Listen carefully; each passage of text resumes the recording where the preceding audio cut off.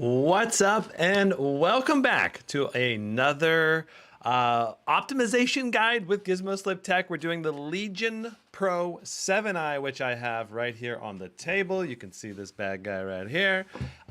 So this is the i9-13900HX with RTX 4090 variant, and we're going to be doing all of these things here today. So we're going to first pre-test Cinebench R23 with TimeSpy and with all of our stock settings, and we're gonna go ahead and set up a laptop cooler. We're gonna undervolt the i9-13900HX. I'm gonna show you how to undervolt it using Throttlestop today, which had an update about, I think, in May, so a couple months ago. And that update actually lets you use 13th gen processors on Throttlestop. So we're going to test that out today. I'm going to show you the steps by step for adjusting the undervolt settings. And then we're going to also go through the BIOS of the Legion Pro 7i, which is you have to change some settings in the BIOS. I didn't add that in here. I should probably make sure to add that in to our time thing here. There we go. So update BIOS settings. Yeah, so that's very important so that you don't miss out. You got to make sure you adjust those BIOS settings. Otherwise, the CPU will probably be locked down. You won't be able to adjust the undervolting settings on that CPU.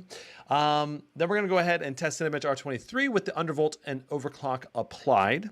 And if you don't know what undervolting is essentially telling the CPU to run at the same amount of wattage, but at a higher speed on the processor, thereby giving you more performance per watt going through your CPU.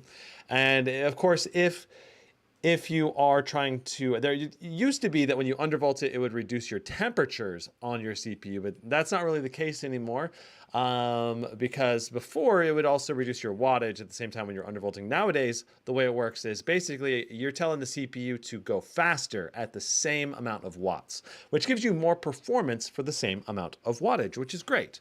And yeah, so I think this laptop has a lot of potential, and I'm pretty sure we can get close to 10% gains if you optimize your Legion Pro 7i properly. And that's a big deal when you're spending $3,000, because a 10% gain is potentially like, you know, a $400, $500 worth of upgrade, basically in your laptop. And theoretically, it should not affect the long-term viability of the laptop, because you're running at the same amount of heat going through the system. Okay. So Demon Slim says, oh, wow, just in time. Just got this deal from B&H. It hasn't shipped yet, but I'll definitely refer to this later. Nice. Hi, man. When are you going to do the Legion Slim 5? I don't know. It just came in the mail today, so it'll probably be next week when I get to the Legion Lenovo Slim 5. That's going to, for the unboxing review, because I'll be busy the next few days, and then we'll be able to, I'll be resuming my live streams probably Wednesday next week. All right. Yeah, King Dragon, finally I'm optimizing this. Well, there was a lot of struggle I had getting the optimization to work on the Legion Pro 5. Custom mode wasn't working. We're going to go through and go over how to use custom mode. I suppose I should do that as well. We're going to talk about, I guess we should also show Lenovo Vantage best setup. So we're gonna keep adding to this objectives list today for this, because you know, it's kind of you know, these live streams are a little bit fluid, but also, you know, I try to have a structure for you for an outline for us to follow. Am I going to review the Aorus 15, 17? I did the Aorus 17 already, TCam, and the Aorus 7. Eventually, I hope to do the Aorus 15. Yes. Okay, so we are ready to just dive right into it. Let's go ahead and pre-test Cinebench R23. And so this is the Legion laptop right here in front of me. And this guy has some of the best specs for the money that you can get. All right, so definitely one of the laptops I can recommend wholeheartedly on the channel. And especially if you're into looking for a high performance laptop. I don't think that the Legion is the pinnacle of most premium laptop features out there, but it provides excellent value for the money. And one of the nice things about this Lenovo Legion is the Vantage software, which provides a lot of customizability that a lot of other laptops don't have. And some of them do, but many of them do not. Okay, so let's quickly talk about how do you get just basic, all right? We're talking basic performance gains, all right? In the Lenovo Vantage software, you've got CPU overclock, which this is a new feature. I've actually never tested this feature, never pre-tested this. This was not in here when I initially did the review. Install the driver to activate CPU overclocking. Interesting. Well, let's try installing this if we can. Oh, this is interesting. So yeah, it says install the driver, but there's no driver here to install. I guess this is the driver to install. Interesting. Yeah, so this is something new. That said, the primary feature that I've tested in the past with my okay, why is this pop-up happening? Okay. Keep running gaming driver feature. Okay, so let's try to go back. Can we enable this now? It said restart required. Okay, maybe we got to restart the system now. I don't know. So we're going to show today. I don't know how Lenovo is using that CPU overclocking or how they do the CPU overclocking in this, but I am going to show you how to use Throttlestop to undervolt and overclock your CPU, and then I'm going to show you how to use MSI Afterburner paired with HW Info to be able to optimally overclock your GPU for either most performance or most, I guess, best thermals. Those would be the two different options we're going to look at. We're also going to be using a IETS GT500 laptop cooler after this initial testing. All right. So there we go. So if chat has more information about how they do this CPU overclocking, I'm very curious. Okay, so we did successfully install that driver. And this is the text that it says. Overclocking is a change to factory specifications of the computer. This change might cause malfunction or damage to the computer components, loss of data, in which the original factory warranty will not apply. Advanced overclocking options are only configuration tools that do not guarantee the performance and stability of the device after the configuration. Please make sure you understand the relevant technical knowledge and risks before use. Okay, so this is giving us access to your core voltage offset and your efficiency E-cores offset. That's cool. And then you also have actual clock speeds here that you can change. I doubt, these kinds of, let me zoom out a little so you can see this a little better. I doubt that you're actually going to get any core clocks to change here. Just because you're telling it to target a higher core clock on the E-cores, for example, it's not going to actually go higher. But you've got a core voltage offset and an E-core offset, and inside of Throttlestop, we actually have additional settings that you can set beyond that. You can do CPU core, which I already have an offset in here in my Throttlestop of -160, which so far has been stable on my P cores. My P core cache -125, also stable. SA agent -50, Intel GPU -30, iGPU unsliced -30, CPU E core -100 is what I currently have going. The biggest thing that I'm not seeing in the Lenovo Advantage software here is that there is no cache offset. So the P core cache offset is not in here as an option, and that can give you a nice extra bit of performance being able to undervolt the cache. So let me go ahead and turn these lights off behind me, because I am noticing some reflection there. Weird, I have the 7i and no CPU overclock option. Yeah, so my guess is because you didn't go into the BIOS and enable it, which we're going to go over how to do that here in a moment. But first, we're going to get our baseline overclock and all of that done. So, so right now I'm going to set this to nothing. So I have a preset here in Throttlestop. I'm going to set it to nothing. So 0. This is nothing is undervolted in this configuration. So we're going to go ahead and save that. We should have zeros now in our offsets here inside of HW info. Let's verify that we no longer have an overclock being applied. Okay, so it's still undervolting everything. So we might have to manually adjust these things. So I'm guessing until you actually tell it to change it to a different value, then it's gonna keep my original undervolt.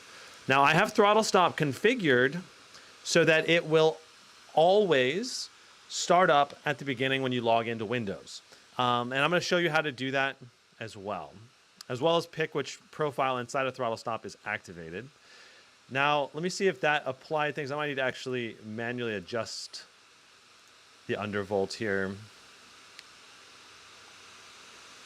Okay, so now we have zeros for our offset. So this is how you can tell if your system is actively being undervolted. You actually have to close HW info for it to pull this data. It does not pull it after HW info is open. But under the Core i9 here, you can see there's voltage offsets, and you can expand this down to make it bigger, and you can see each individual offset that you can add. And you can see that right now we have nothing. We have nothing activated for our offsets. And I'm going to leave this just like this for right now. All right, and if we were to use this to do our undervolting instead, I'm pretty sure it would work, but I'm not sure what they're using in the background to do this. Improper settings of overclocking may lead to irreversible damage. Press and hold the power button for 8 to 15 seconds to restart the computer and restore default parameters. Use restore default overclocking toggle and BIOS settings to restore default parameters. Okay, so if you do encounter like where the laptop will not turn on because you undervolted too far, then you can hold the power button for 8 to 15 seconds to restart the computer and restore default parameters. Now, of course, it looks like restore default overclocking may also be needed. I don't know why. It's interesting that it's interesting that it's giving that option. Anyway, so we are not going to apply the CPU overclock option here. We are going to go to, we're just going to put it in performance mode. All right. We're going to put the laptop in performance mode. And then we are going to go to, notice that we are in GPU mode DGPU. There are a bunch of different modes here. Honestly, I don't know that DGPU mode is actually going to improve things at all for you, because this does have an advanced Optimus with a mux switch. And basically, DGPU mode utilizes the mux switch to disable the integrated GPU entirely, and you cannot switch to good battery life mode in this mode here. So hybrid mode is probably the best option. There is iGPU only mode as well, which if you need for sure better battery life and you're not going to use the NVIDIA GPU, you can use this as well, which is nice to have that option, because some laptops struggle to keep the NVIDIA GPU disabled during battery life mode, which can really hamper your battery life. So I like that it's an option that Lenovo gives us. All right. So let's go ahead and just, we're not going to change anything there. But in general, best gaming performance will probably be in DGPU mode or in hybrid mode with NVIDIA GPU selected, obviously. Theoretically, it should have no performance difference between those two, in my opinion, most likely. Maybe basically DGPU mode disables the iGPU, which theoretically might slightly improve the CPU performance because you don't have to run the integrated GPU. But I don't know. I have not seen any performance gains so far from changing that, though I've not done detailed enough testing. So All right. So performance mode. Let's go ahead and get our baseline tests done. Cinebench R23. Right now, the laptop is flat on the desk with no extra cooling. Let's get HW info loaded up. Someone was saying balance mode with AI actually beats performance mode. I don't think so. That was not my experience when I tested that. But it might in certain applications if the AI is optimizing correctly. Hard to say. Okay. All right, here we are. We're going to do some basic tests, and we're going to see what we get for performance. Let's go ahead and take a look at our P cores. P cores right now doing 4.1 gigahertz, 3.39 gigahertz. All right, so 4.1 gigahertz, 3.4 gigahertz basically. All right, and let's go ahead and scroll down to our power output. 164 watts of power, so a lot of power coming through there. 83 degrees on the CPU package, 77 on the cores, 29,545. So that's a pretty good score. Let's let Cinebench R23 run here with focusing on the window. This is going to give us a bit more of a ideal type of a score. We'll do like a few of these in a row, and we'll get an idea of what our best case scenario is out of the box in performance mode.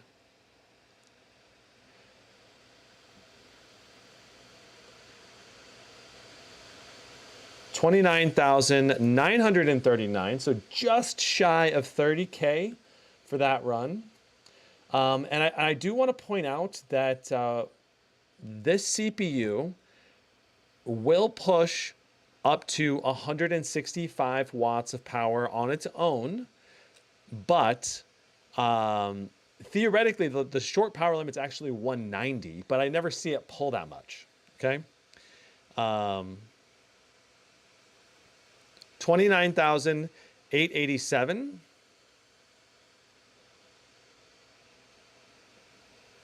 So again, we've not broken 30,000 yet. Basically 29.9K is where we're at right now. 29,900-ish, just a little more than that or a little under that.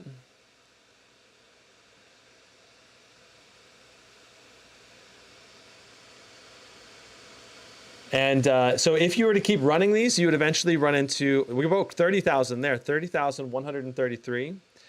If you keep running these continuously, what you'll see is the CPU package power will drop to 140 watts eventually, okay? And what we're looking at here is, again, 4.1 gigahertz on the P cores, 3.4 gigahertz on the E cores, which, I'm gonna be honest, this is not bad, this is not amazing. Like especially the core clocks.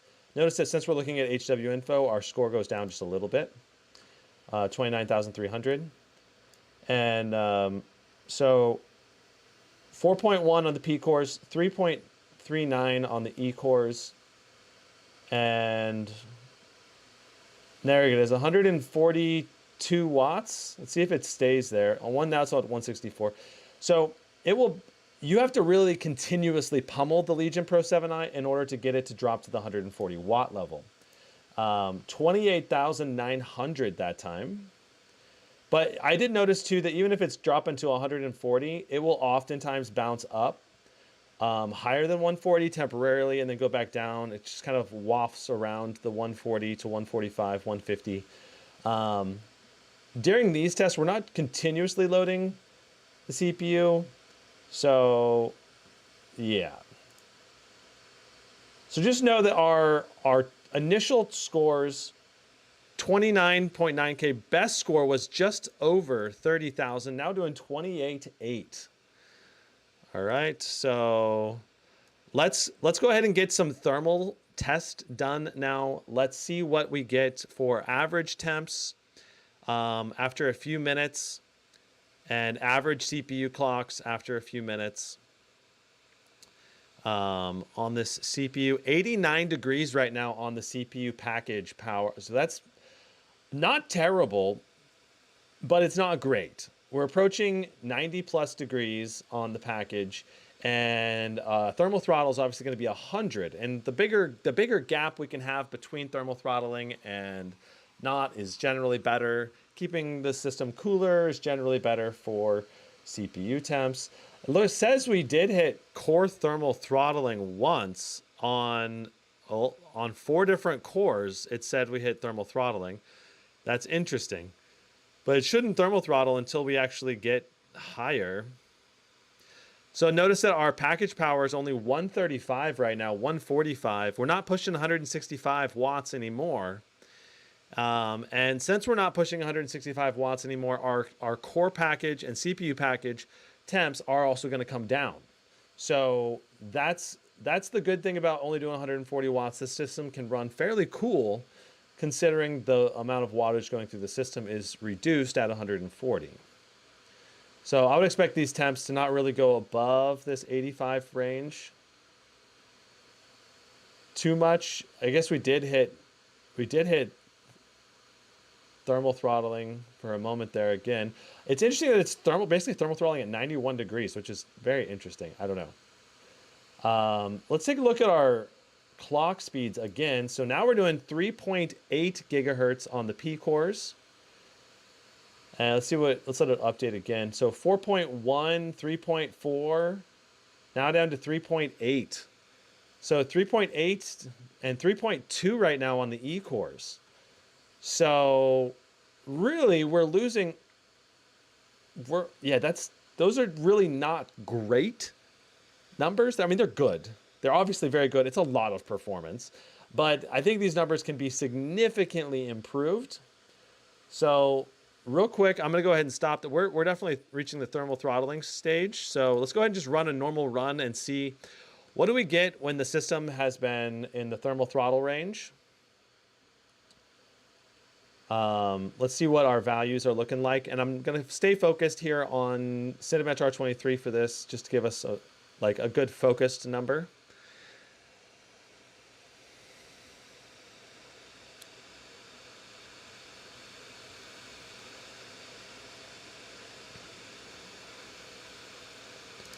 $29,300. So this is with looking at Cinebench R23.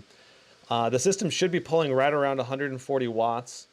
And we're doing probably around the 3.8 gigahertz on the P cores, 3.2 on the E cores like we were doing earlier. And so this is the performance that you're getting in this type of a continuous Cinebench R23 run scenario. All right. 29,120. So right around 30,000 in the initial runs. Then it goes down to about 29.1K for our continuous runs. All right, let's go ahead. I'm just curious, does CPU, if we do nothing here, if we click CPU overclock, does this give us any gains in performance? Let's find out. I am skeptical that we will, but let's see what the CPU does. I didn't change anything in the CPU overclock settings, so I'm guessing it's not going to do anything at all. 4.1 gigahertz on the P cores, 3.4 on the E cores. We're hitting the high power boost again because we gave the laptop a moment to breathe and cool down a little bit. So 165 watts of power. It's going to be right in that 29,000 something range again, I believe here. No real performance gains at this point. So excellent. Let's go ahead and do our established baseline for Time Spy with performance mode. I have to open Steam up. And let me get this straight.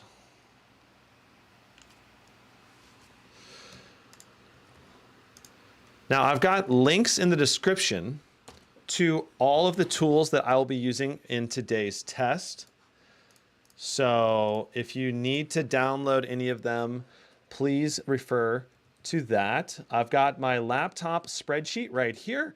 If you're looking for a top deal on a gaming laptop, I would highly recommend checking this out. And the Legion Pro 7i is currently on this list because it is one of the best bang for the buck laptops out there, and it's currently on sale for $2149 with a 4080 variant, which is just an excellent price considering all the premium features this does come with. Now, We're going to be using Throttlestop in today's video. There's a link to this download page. MSI Afterburner also linked down below, and HW Info 64 also linked down below. I recommend getting this middle one. That's a portable installer. This is what I usually use. But you can also use the Windows installer, and it acts more like a Windows application. Whereas this, I have to actually click on the file to open it, which is just easier not to have to install it every time I go to a new laptop. But yeah, it doesn't matter that much, really. It all functions still the same. Okay, so here we are. We've got Time Spy. Let's go ahead and run Time Spy again. So this is laptop's in performance mode. No overclock applied. Let's see what we get. All right, and while this is running, let's take a look at chat. All right. The 4070 Pro 7i makes 0 sense when the Pro 5i has the 13700HX 4070 QHD for $1599. Yeah, I'm not sure about the prices between the two. I haven't compared the 4070 variants. The CPU can definitely do around 190 watts. King Dragon, how do you get it to pull the 190 watts? Because I've yet to see it actually try to pull that much wattage, at least when doing Cinebench R23. The most I've seen is 165. Demon Salad said, just curious, why not Intel XTU? Well, I wanted to use Throttlestop to give, I've used Intel XTU on several of my previous live streams, and I wanted to give Throttlestop an example, use Throttlestop as an example for people, and I do know Throttlestop works, right? So, so there's that. Now, oh, looks like we need to cancel this. I've got my default so my system booted up with my MSI Afterburner overclock. I was like, those clock speeds are way too high. Those are not stock clock speeds. Okay, so got to restart it here because I had my Afterburner overclock that I was messing around with yesterday already on that run. So let's see what the stock clocks and wattage and temperatures are here. King Dragon says you have to enable custom mode and change the TDP. Well, I was in custom mode with the TDP maxed, so I didn't see it pull that, but we'll try it. Maybe I missed that setting in custom mode or something. I'll try doing that here. What's up, Killer Skulls? All right. Telferic says I was just looking at my i9. It's the same one, but mine's only pulling 120 watts. Would overclocking the same as you're doing, running a 470 on a Sager?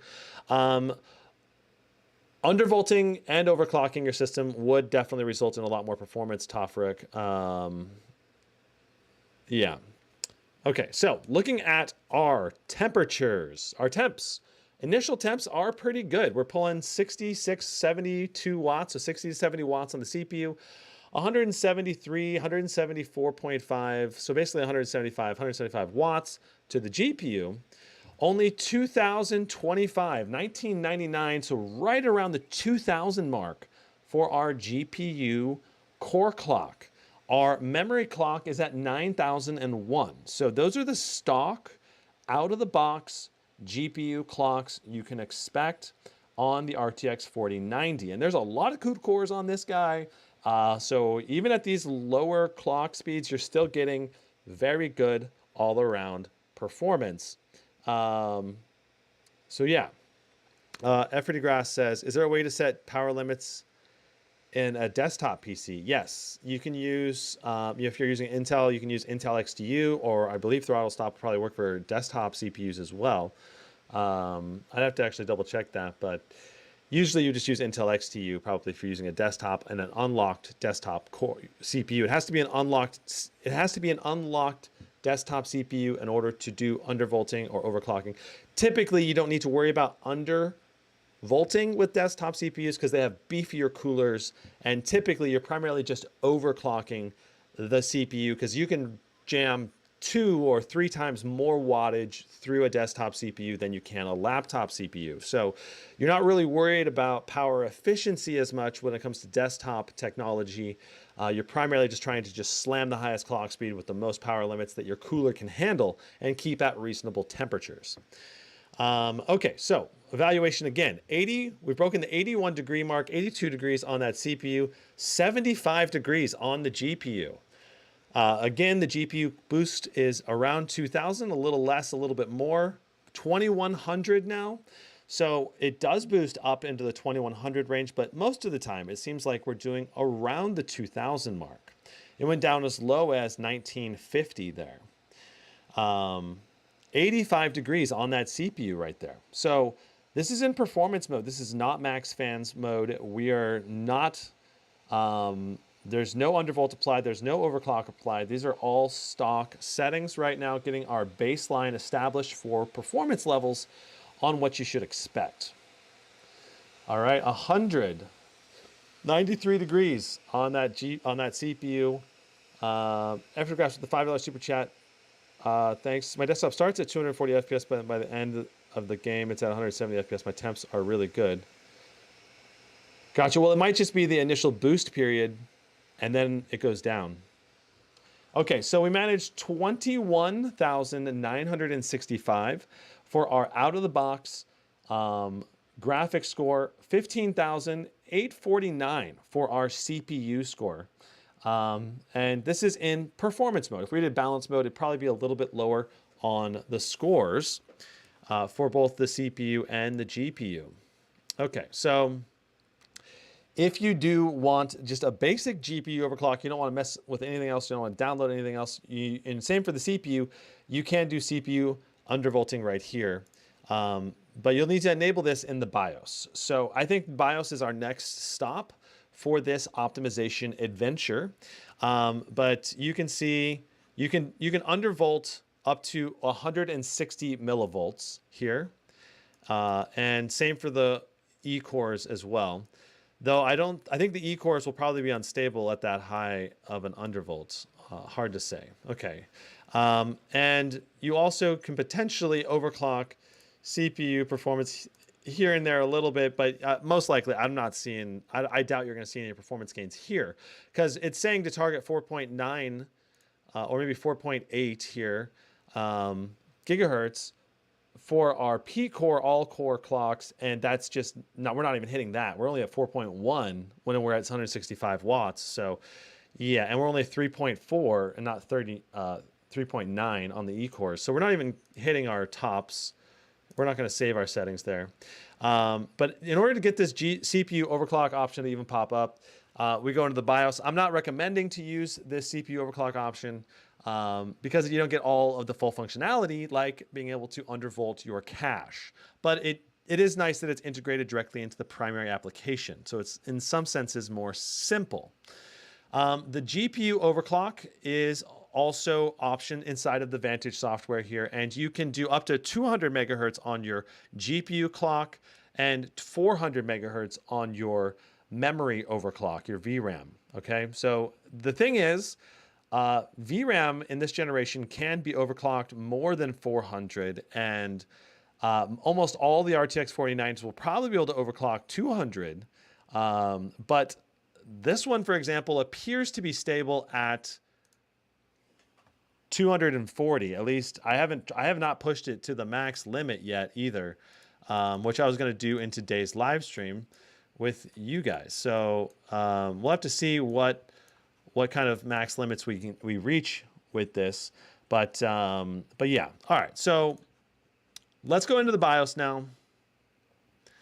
And well, I guess, you know what, before we do that, I also want to mention custom mode. Custom mode. So there's 4 different modes. Quiet mode, really going to hamper your performance. Balance mode, it's going to give you decent performance.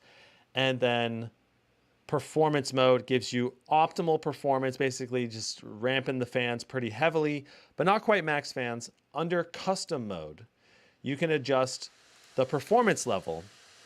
And inside of here, you can set up to 160 watts for the PL1.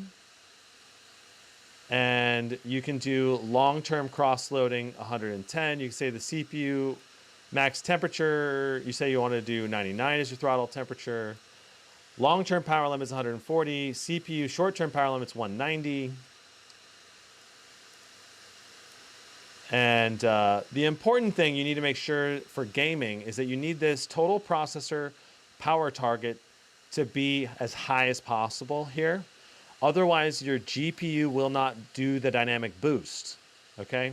So if you're trying to use, like if you have this set to 50 watts or 45 watts and your CPU is using more than 45 watts, the GPU will not boost more than 150 total or whatever power limit you set here for your GPU. So this is your base GPU boost wattage, and this is your dynamic boost, which will only apply when the CPU is pulling less wattage than what's in this bar. So if we set this to 110, the CPU can pull up to 100 watts of power, or up to 109 watts of power, and the GPU should also still hit 175 watts. That's the way to read this. And just by setting this custom mode without undervolting, this is essentially like overclocking, but without any undervolting being applied.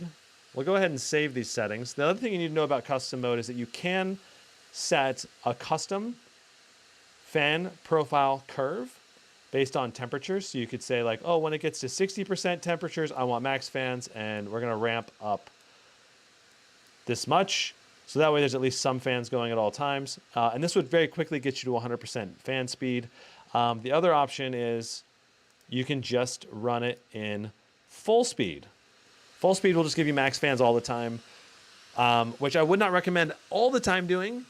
I would probably recommend doing a custom curve, but for today's testing, we will be doing full max fans. All right. Now, real quick, I just want to see if Cinebench R23 is going to run at more than 165 watts based on what, let's see here, based on, what's his name? Was it? Someone suggested it, that custom mode will let it go past to a higher wattage. I did not see this in past testing, so let's see if that's the case or not. 165 watts, still not going beyond 165 watts here with custom mode enabled, though our temps are better. Our temps are quite good. Jumping up to our core clocks, 4.1 gigahertz, 3.4 gigahertz. So going into custom mode is not going to give you any more CPU performance. It's just going to give you better temperatures because of increased fan speed. That's pretty much all that's going to give you. So let's go ahead and go into our BIOS and see what we can change in there. Let's see here. Yeah, King Dragon is the one who was saying custom mode to change the TDP, but it didn't do anything for us. ZL Thomas says Legion's going to definitely be my next gaming laptop. I think it could be a very good choice depending on the pricing and everything. But in general, I think it's a good choice. Okay, so in order for us to get into the BIOS, we're going to press the power button, and then we're going to tap F2 over and over. Look how bright that backlight is. I love it. We're going to tap F2 over and over, and there we're in the BIOS.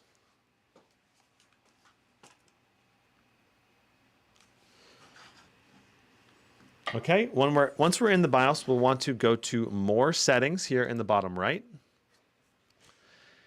And once we get into here, we'll go to Configuration on the left. And we'll want to scroll down.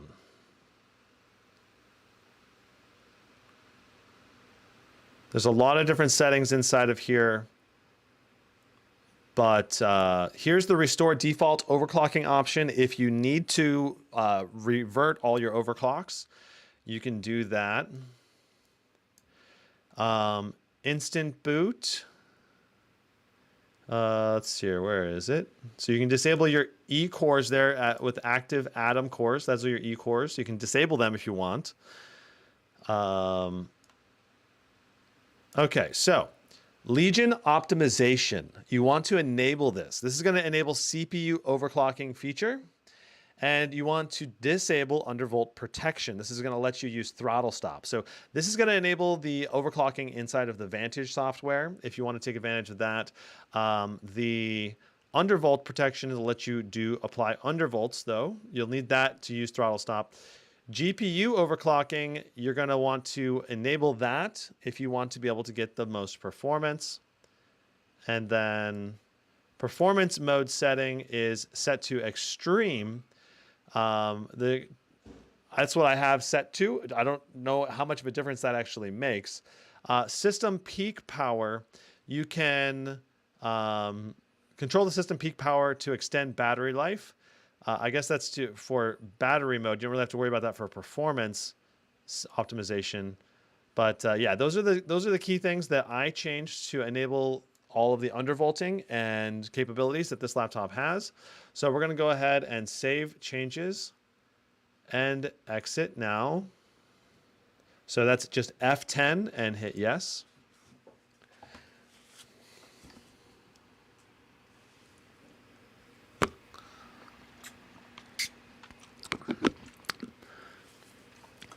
My CPU is unstable at cache 80, core 140, now 125, just down to 130. Oh, interesting. iGPU undervolt doesn't help much. Yeah, it does not help much. I wouldn't necessarily worry about. I would not necessarily worry about doing the iGPU undervolts. Really, it's the E cores, P cores, and cache that you'll want to primarily focus on. Okay, so next up, we are going to go download Throttlestop.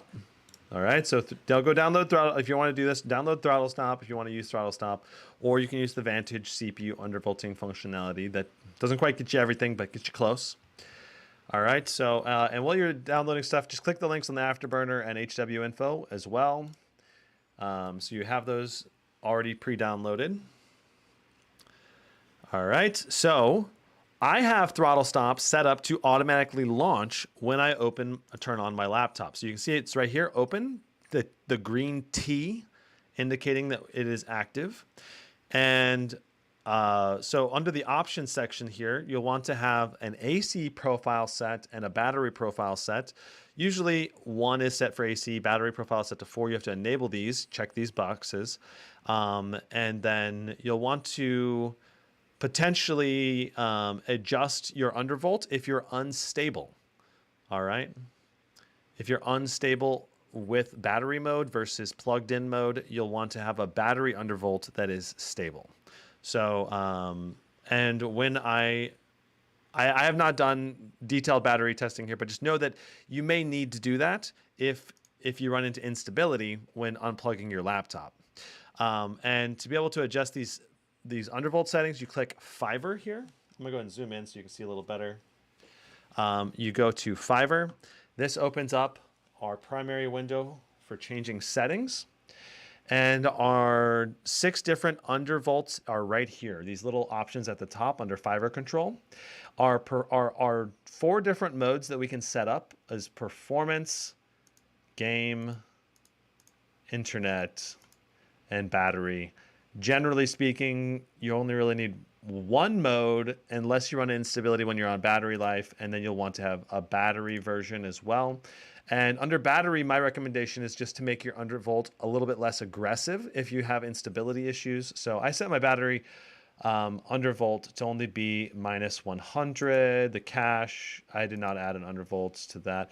But I was just messing with these settings to see if they change when I unplug the laptop. And they do indeed change when you unplug the laptop if you have this set up under 2 different profiles. And I'm not saying you necessarily have to do that, but you will want to do that. Now, an important thing, you may need to do that is what I'm saying, if you run into instability when you unplug the laptop. Now, under save voltage changes in the bottom right here, you have do not save voltage changes is your default. Okay, so this means that you can play around. This is what you should have selected when you're not sure that you are stable or not, and especially for booting up. If you're trying to go super aggressive with your undervolt, you do not want to have save voltage after Throttlestop exits or save voltages immediately. Maybe save voltages after Throttlestop exits is okay, but generally do not save voltages means that when you close Throttlestop, you're not gonna, and you like restart your machine, you won't be undervolted. Okay, you won't be permanently, your undervolts will not be permanently applied. If you do save voltages after throttle stops exit, obviously you need to exit throttle stop and then their voltages will be saved permanently. Or save voltages immediately means that those voltages will always be active whenever your specific profile up here is selected. And this can be a two-edged sword. For example, if you hit save voltage immediately and your system immediately crashes, when you reboot and your throttle stop is auto starting, you may run into instability before you can get back into throttle stop and disable it. So that's the main downside there. You have to enter safe mode in Windows to prevent the startup from happening for throttle stop to turn it off. Or you could go into the BIOS and disable undervolting as well to be able to change your throttle stop settings. That'd be another option. Okay, so essentially, my recommendation for the saves is do not save changes until you find an undervolt that you've found to be effective and stable that you want to use. As soon as you find that undervolt, then you can hit save changes immediately, and then your undervolt will be active as soon as throttle stop opens up again. Otherwise, you'll have to reset your undervolt every time you open throttle stop. Okay, so we're just gonna click OK for that, and let's talk about setting up throttle stop for your initial launch. Okay, so you're gonna want to go to the start menu here. You'll want to do task scheduler, and you're going to need to create a new task. So you're going to create task. You can name this TS launch, throttle stop launch. That's fine. Triggers, you're going to add a new trigger to this. It's going to be at login of any user. Or if it's only for you using the laptop, you can do that too.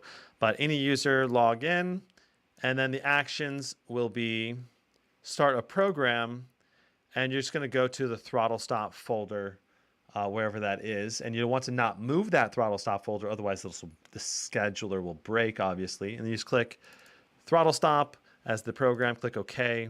And now whenever you start the machine, throttle stop will automatically open. I'm not going to go ahead and save that because I've already created that task inside of the task scheduler. So throttle stop automatically opens because of the task scheduler that I've already set up. Now, let me check chat.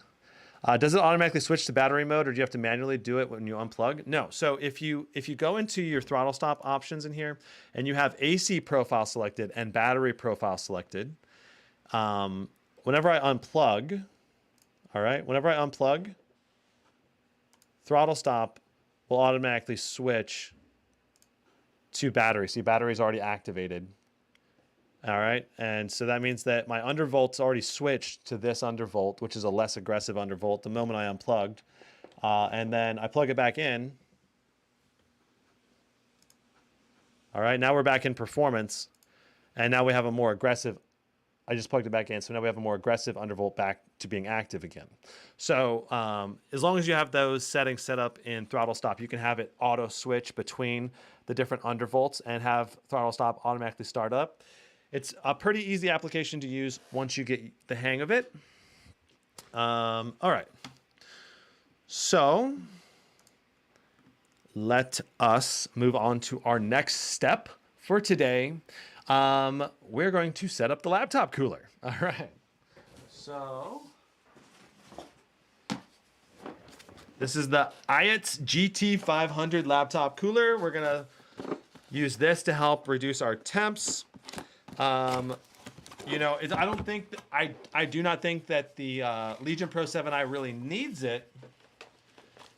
This is a laptop that has good temps out the box, but we're going to see today how much this cooler can aid the Legion Pro 7i.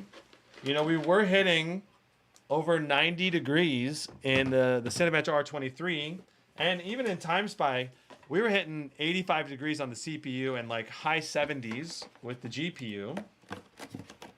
So, and that was just in performance mode.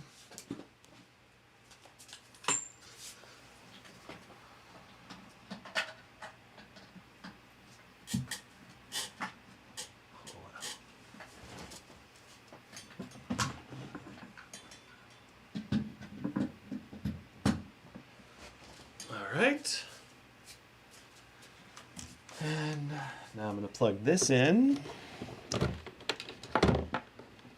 All right, so the IETS GT500. I do not have a link in the description right now, but I will try to add one. So this cooler was the best cooler that I tested out of a batch of coolers that I bought. And this cooler is really nice in a lot of ways because it has an air filter, which helps prevent any additional dust from getting in your laptop. It's got a like suction style or air blowing, like it sucks air in from the back and kind of pushes it up into the bottom intakes of your laptop. And because the air is filtered, like I said, it should help reduce the amount of dust that goes in your machine and your fans. I love that. Okay, so the laptop cooler is set up now. You can see, I'm gonna go ahead and turn it on. So you get additional RGB around your laptop with the cooler. And you can hear that it's a very loud cooler. That's the main downside to it, in my opinion. All right, and so, not saying you have to get a laptop cooler for this laptop. I don't think it really needs it necessarily, but we're doing it to maximize possible performance and all of that, right? So, yeah, Tofrix has so much RGB, right? I mean, it's so much RGB now. Okay. No Fortnite today. Nope. All right.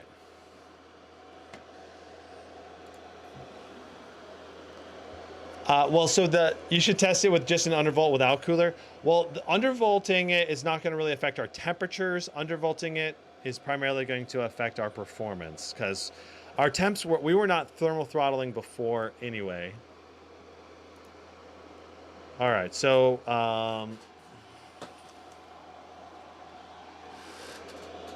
we're going to get Cinebench R23 open. We're going to get HW Info 64 open. All right, and we're going to go into the Lenovo Vantage software. We're going to set it to custom mode, okay? And under custom mode, we're just going to set everything to max, basically. All the settings are set to max. The one thing I would say it might be a good idea is the cross-load. Set this to 109, so that way your GPU never down clocks to 150. Okay. And we have full fan speeds going right now on both the CPU, both the Legion fan and the GT500 cooler is going at max right now. All right. So now let's go ahead and we should verify as well that our undervolts are being applied. Our offsets are here.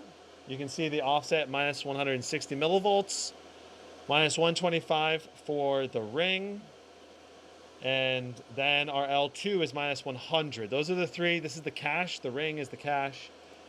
And those are the three most important ones.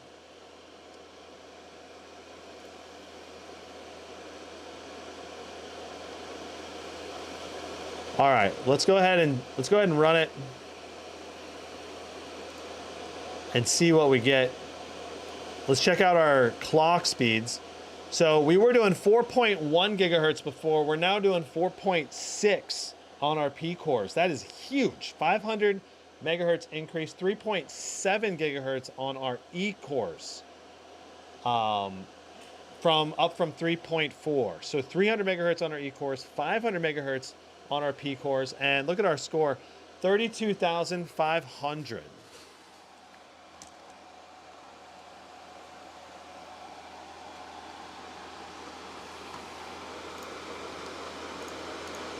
That's without focusing on Cinebench R23. That's with looking at HW Info. Let's do one where we're just looking at Cinebench R23 while this runs.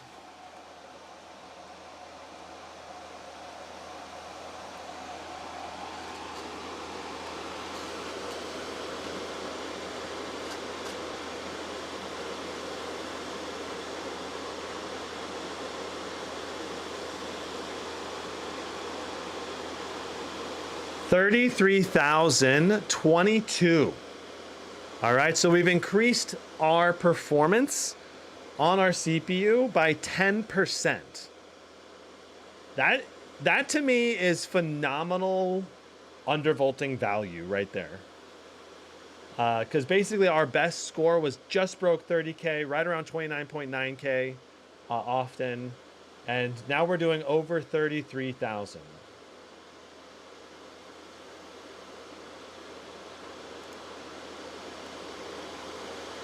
So we got 32,800 there. Let's take a look at our clock speeds. Again, 4.6 gigahertz, 3.7 on the E-cores, 3.6 to 3.7 on the E-cores. Looking down at our temps, right? Now we're only doing 69 on the cores, 74 for the package. And the highest temp we've recorded so far is only 76 degrees on the CPU. So let's go ahead and let's go into a 10-minute test just to get a continuous load. So we can get our thermals basically and our power limits, an idea of our power limits and thermals. And I'll reset our numbers as well. So it's pulling these 4.6 gigahertz, 4.5 gigahertz, 3.6, 3.7 gigahertz on only 152 watts of power. So we're pulling less wattage and having higher clock speeds at the same time. Of course, pulling less wattage, that's also going to help translate to lower temperatures as well. So only 77 degrees on the package, 71 on the cores right now, with the peak temp for the package being 77 degrees, while pulling all of this juice through the CPU. That is really great temps. Like, it's just phenomenal. I have not seen any coil whine on this laptop.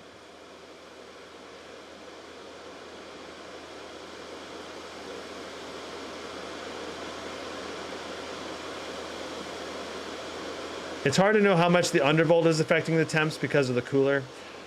Zinc, I hear you. I hear you, but I can't test every little iteration as, in detail without slowing this process down a little too much. But generally speaking, undervolting usually does not decrease temps much. Usually it just provides more performance at the same temps. That's my current belief about undervolting. Sometimes in games it may reduce your temps by a little bit because the game may only need so much CPU, and if it can be more power efficient, then maybe the temp inside of a game will be lower. But inside of a all-core turbo boost to the max scenario like Cinebench R23, the temp drop right now that we're seeing is primarily due to running fans at max speed on the laptop and adding the laptop cooler. Because, we were doing 140 something watts before, and our temps were hitting 90, 91 degrees for our max temps. Looks like we've brushed into 79 degree territory as our max temp. And I don't think that it's going to get any hotter than this. So we've effectively dropped the CPU temp by 12 degrees by adding max fans and the laptop cooler, while at the same time increasing our performance in Cinebench R23 by 10%.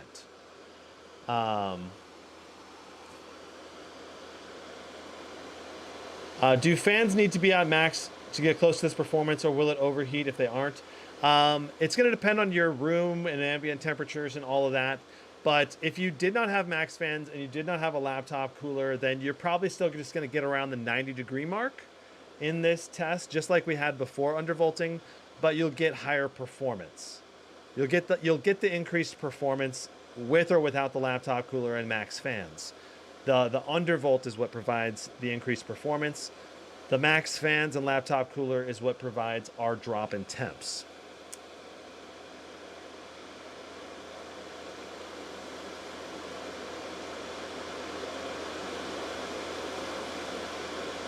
At the same clocks, undervolting drastically lowers the temps. That's correct. slick rounder, but we're not at the same clock, so we've increased our clock speed, pulling the same amount of wattage. So because the wattage is the same when you undervolt or don't undervolt, that's why the temps will be the same in this type of scenario. It just depends on the scenario whether undervolting would actually improve your temps or not. Like in Cinebench R23, I would typically not expect the temps to drop if the same wattage is being pulled.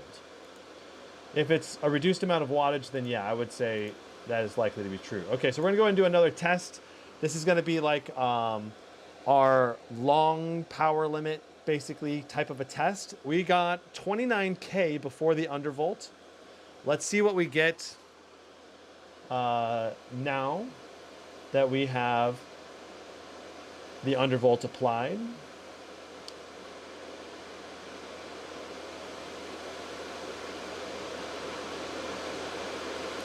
$32,700. So that's 3,700 point increase in our long power limit performance. And let's do it one more time just to verify the result.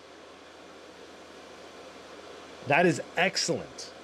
A phenomenal performance gain.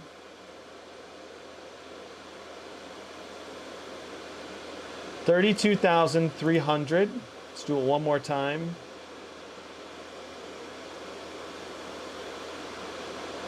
Now, keep in mind that these are not the best undervolting, necessarily the best undervolting performance you'll see on an i9-13900HX processor. I have seen some users pull higher wattages and also higher performance levels.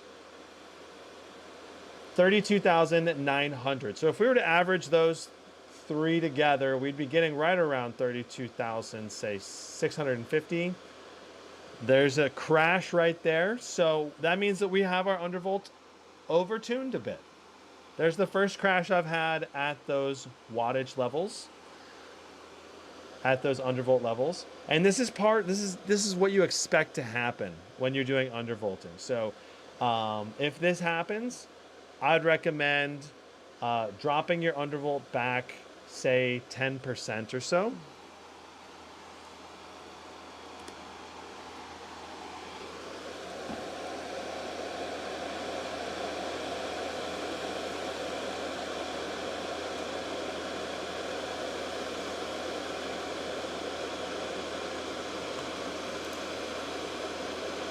All right. So let's try to keep chat civil. I see you guys kind of arguing about the 4070 a little bit, but yeah, the 4070, my take on the 4070 is that it's not worth it if you're paying a premium price for it, but if you get it at the right price, it's a great GPU. Though the VRAM is certainly limiting depending on the game you're playing. Okay, so if we're to adjust our undervolt settings, go to Fiverr and opening Throttlestop here, we're going to go ahead and drop this down to say 150 for RP. This is our most aggressive undervolt, so this is the one I'm going to adjust. It might be some other undervolt that's causing this, but we're just going to do 150 for our P cores, and we're going to go ahead and save those settings. So we've reduced our undervolt by 10 millivolts. If we crash again, we'll know to continue reducing our undervolt by in intervals of 10. Basically is what I do. If you want to ensure stability more quickly, you can do intervals of 20. And once you've found stability, you can increase it back until you find the right level. Okay, so we have downloaded and installed Throttlestop. So we've configured Throttlestop. We've done Cinebench R23. Let's go ahead and do our calculations for how much improvement in long-term power limits we had. We had 29,100 before. Our long-term power limit performance versus long-term power limit performance. We had a gain of 3,600. And we're going to divide that by 29,100. We had a 12.4% performance gain overall from undervolting the i9 processor.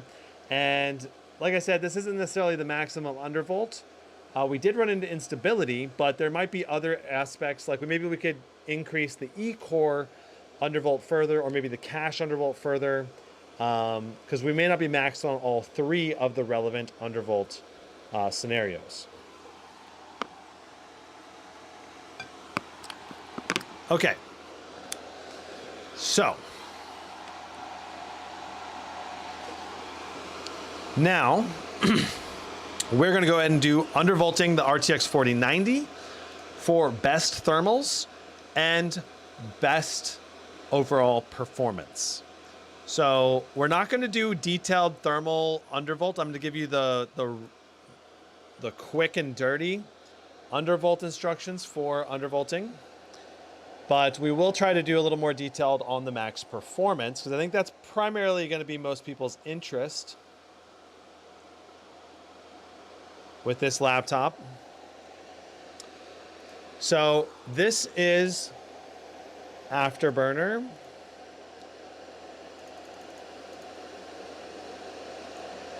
I'm just going to go ahead and make this really big so people can see it better. All right, so MSI Afterburner, this is the default skin. You can change the skins to different things. The way we're going to be undervolting is going to be different than when we do max performance overclocking today. If you want to undervolt for the most performance, the first step is get 3D Mark Time Spy running. And you'll want to run it in a loop, or you can run Heaven Benchmark or whatever you want. But we're going to do it in a windowed mode. We're going to loop it, and we're going to do graphics test 2. We're going to run this in the background. What this is going to do is it's going to set our GPU to basically highest possible performance mode. All right. And it's going to give us realistic feedback for whether our overclock is stable or not, at least initially. Now, not every game engine is going to perform exactly the same as 3D Mark, so you may run into instability and issues depending on the game, and you may still need to make future adjustments. I just want to add the frame time graph in here as well. Okay, so let's talk Afterburner. Basic overclocking is just change this core clock up and down to overclock and undervolt. If you were to undervolt it, you could just like minus this down, right? This is not what you want to do, but I'm just saying, like, this is one way you could undervolt your system. If you apply this, it's going to reduce your core clocks here, which is just not going to be very good for your performance level, okay? So not recommended to do this. Instead, what I recommend doing, if you're trying to undervolt your system, go to the curve editor.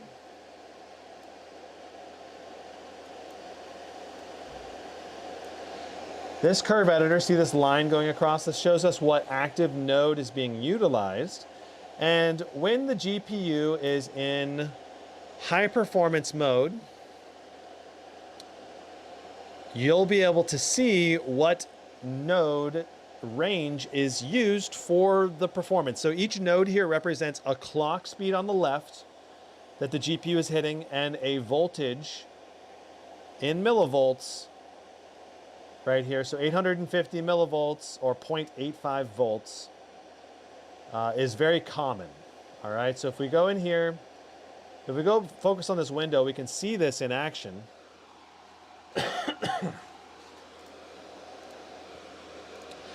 Now, I have HW info configured to show me my GPU voltage. And I'll show you how to pull this up. So you go down in HW info, you click on your core voltage, you right click and you click RTSS. And then you click show value in OSD and show label if you want to have the label. And this is what pops up.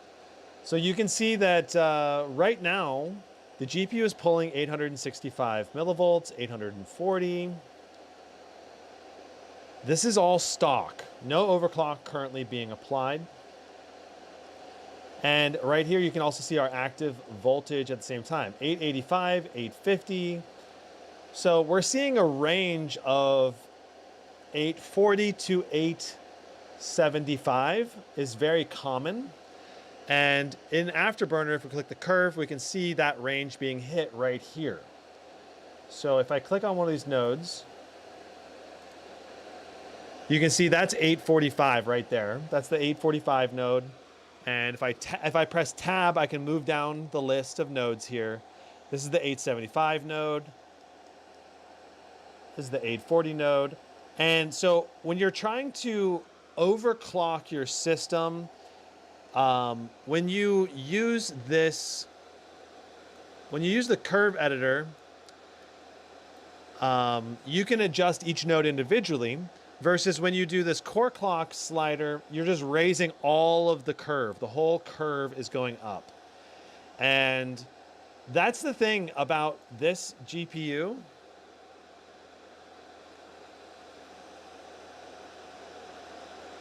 I believe we just crashed. That's the thing about this GPU. So we probably just crashed because of the undervolt, because I did not apply that overclock. That overclock was not active going up and down. So what am I trying to say? So right there, that indicates that we need to lower our undervolt further on this i9 chip. Tofric says, uh-oh. Yeah. No, again, this is expected. If you're going to mess with your system like this, you got to expect to see regular crashes like this until you get all your settings dialed in. And then you should not see any further crashes. So I'm going to go ahead and lower my undervolt on all my stuff by 10.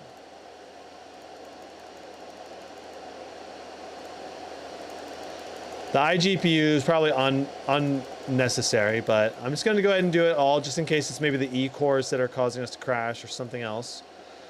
All right, so our undervolt just got a little bit less aggressive.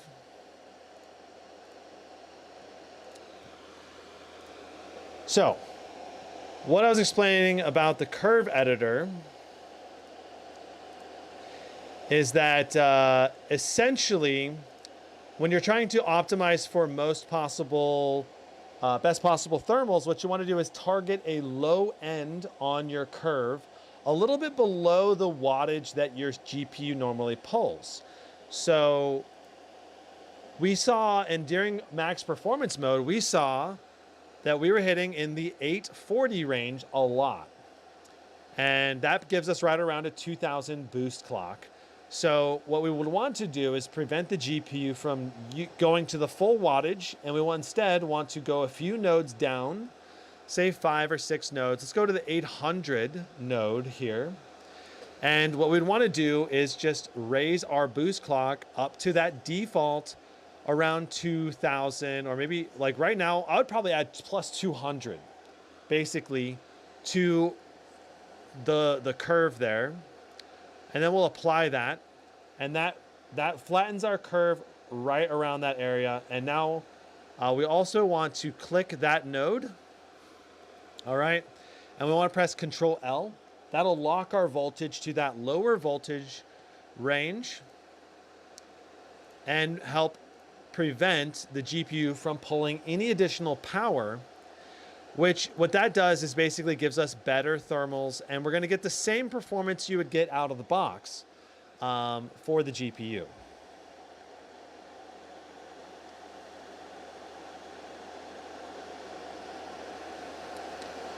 Yeah, Kaylin, you went with a very a less aggressive undervolt. Minus 111 millivolts and minus 94 on the E-cores is not too aggressive. Probably most i9s are going to be able to do that level of undervolting. Most i9s will probably be able to do minus 100 on the core cache, P-cores, and E-cores. So let's get HW info back open again. We may need to continue lowering our undervolt if we can keep crashing, but this is how real testing is done on these things, right? All right, so let's check out our We need to get HW info open. There we go. I want to see our core voltage. Interesting, our core voltage is pulling. Okay, so what we want, that's what we want. We want 800.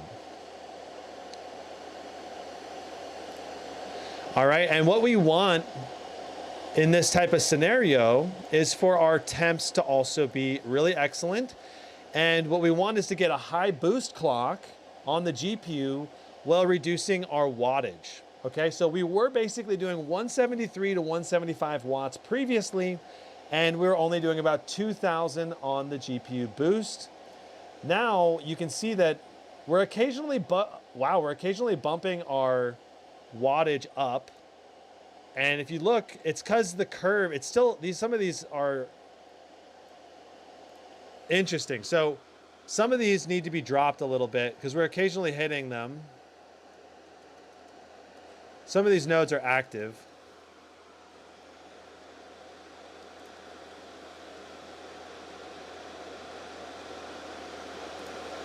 And really what we want is the GPU to only hit 800 millivolts here.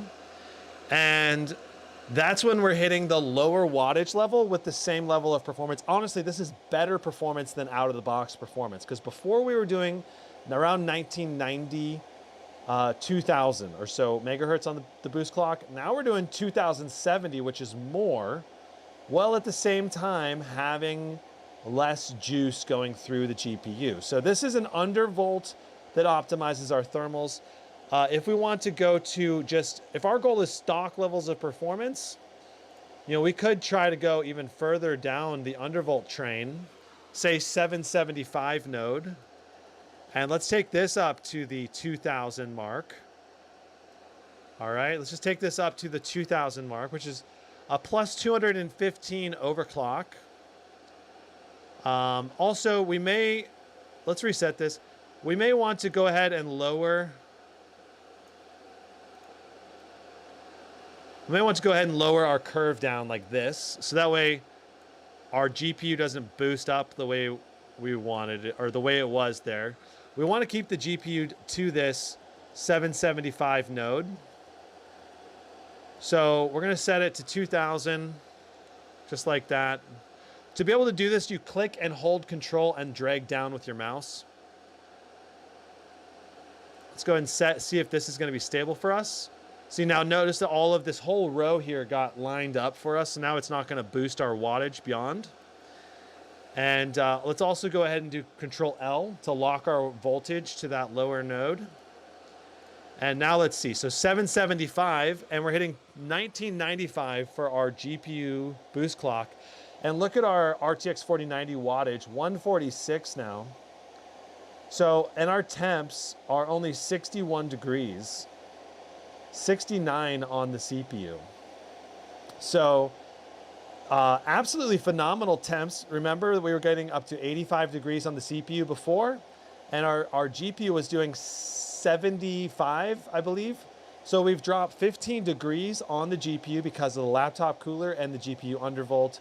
And we've done about minus 15 degrees on the CPU. So if you're after the best thermals, this is basically the setup I would recommend. And you're gonna, like, this would be, right now what I have here is basically stock performance for the GPU, but lower wattage, and overclocked and undervolted CPU for optimal GPU performance. Now, let's go ahead and talk maximum possible performance on this system. I'm gonna go ahead and reset our curve here. So we have a default curve again. Notice now we're pulling 175 watts, 2000 megahertz on the core. All right, so let's go ahead and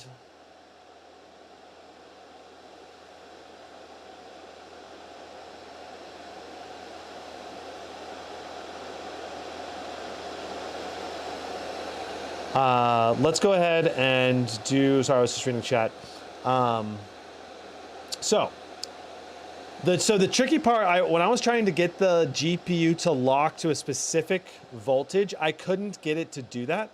The VBIOS keeps wanting to jump around the voltage range. So like it's jumping around between 835, 800 something like that, 800, 840, all the way up to like 870, 880. And because it keeps jumping around, even locking the voltage on the node here didn't do it the way I wanted to. Like when I was doing the RTX 4060, 4070, I was able to select the highest node, and the GPU, the VBIOS is always hitting that node all the time. And it wasn't a problem. We could try to just lock our voltage to that specific voltage node, and it would just peg it at the highest overclock possible. You can't do that on the Legion, or I was not able to get that going on the Legion here. So that's the tricky part about this overclock here. I pressed a button. There we go. So that's the tricky part about doing this overclock right now. And that's why currently the best performance that I've been able to get out of the system is just raising the R curve overall. So that way, as it jumps between the different voltage levels, we're getting the best possible boost.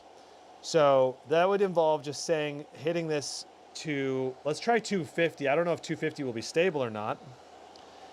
And let's just do 400 on our VRAM. All right, so we've applied that now. And let's see what our voltage is doing. So right now it's at 825 core voltage. Look at that, 2400 on the boost clock for a little bit there. 840, 845, 2235, 2220, 2235, 2220. Obviously, I believe that you probably could wipe the VBIOS out and install a different VBIOS, maybe be able to get it to lock to a specific node and stay there, rather than shifting around between these different nodes.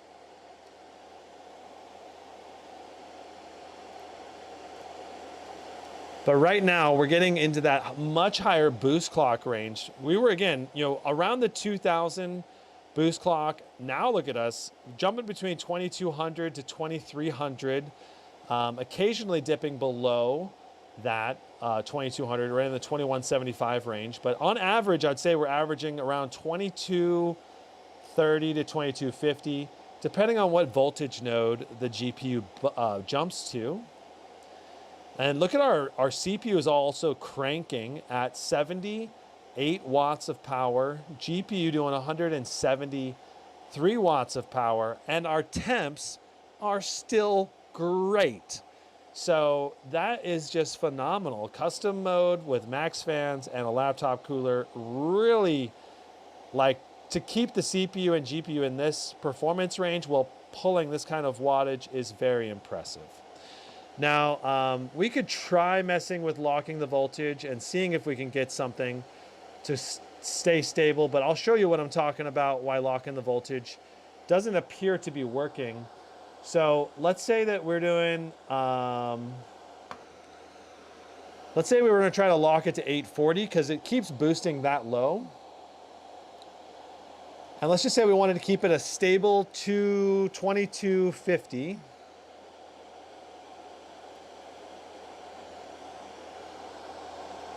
All right, so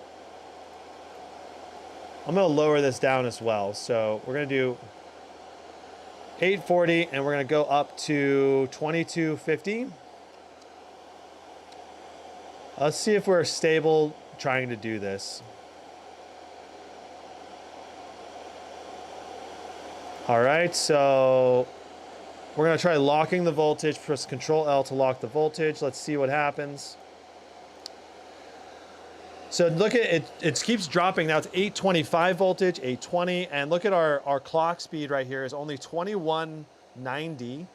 Now that it's hitting the 840, we're getting the 2250 range, but it's not holding steady to that voltage. And so, like, I don't know, I guess you could try doing the lowest possible node. Like it was trying to do it under 825. Let's try using 825 as our locking voltage node. And let's only do 2200.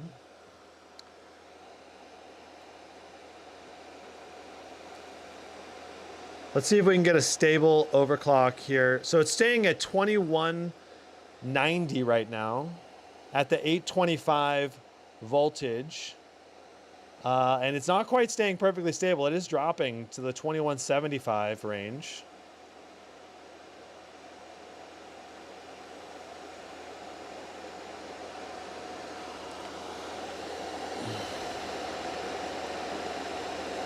After locking, click apply again. There, you can't even click apply again. It's grayed out. Nothing has changed. So you notice it even went down to 820 on the voltage here. So it keeps jumping down, but it's staying pretty stable around this point. But the thing is, we're not getting maximum performance because we're not pulling the full 175 watts on the GPU either. But we are overclocked and we are getting slightly lower wattage.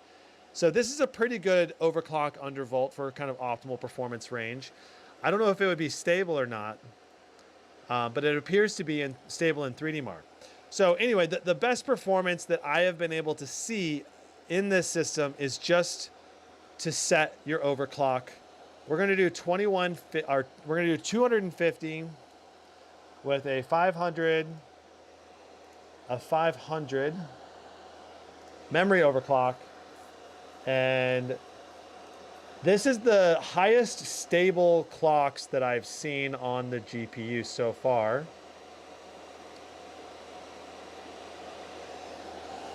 Averaging over 2200, sometimes boosting even higher. And we'll have to see if this is actually stable, because this may not be stable. If it ends up pulling our voltage down too far, basically that is undervolting the GPU essentially, but we're also getting an overclock at the same time.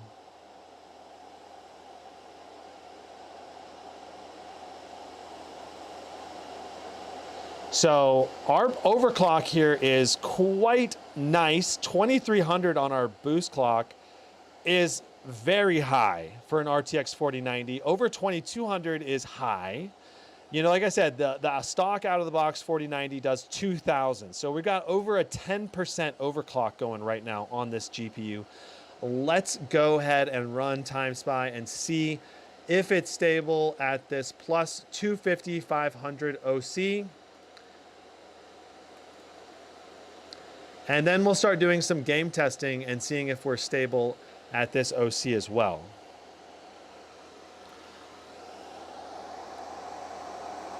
What's the limit for undervolting and overclocking on this Lappy? I mean, basically, I just showed you the GPU limits.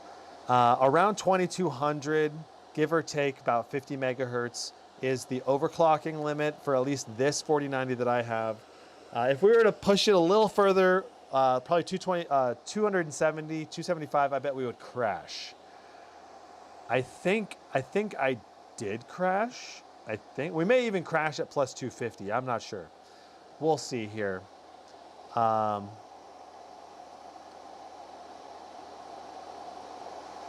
Matt says, thanks for the input, LSP. I've been researching laptops lately, and I want to get one mostly to game on, but I'm strongly considering this one for the price to performance ratio. Yeah, I think it's a great option for people. I think in general, the Legion Pro 7i is without a doubt one of my top recommended laptops. Okay, so let me see here. All right, so this is our stock, or sorry, this is our overclock right here. I'm gonna see if I can get the window to pull up to show you guys a side-by-side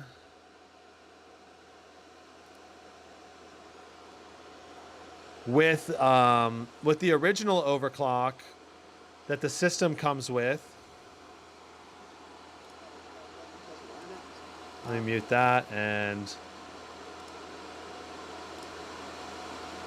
all right, we got to change our labels here. But okay, so this is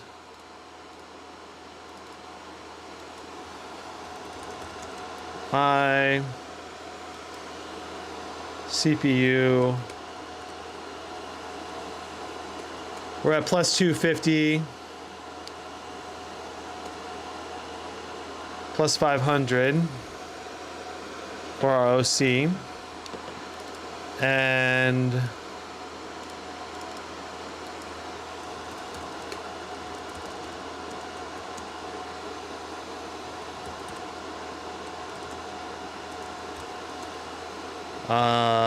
right.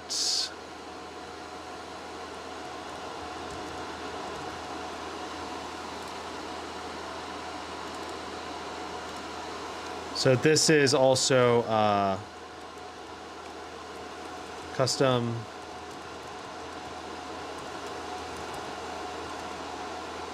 Let's go ahead and add this one step down. Okay, so looking at our temps and our performance levels, let's see. I got to slide this window over just a little bit. There we go.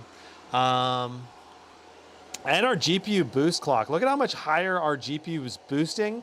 You know, so the window on the right over here is the Vantage CPU. Let's go ahead and go back a little bit there. So that's with the Vantage GPU overclock default being applied, 150 plus to the OC. And let me add that. So it's plus 150, 200.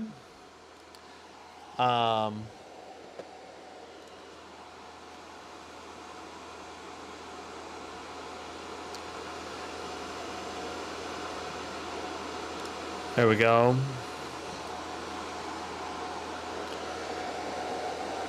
So we'll see if we're stable also in the CPU test.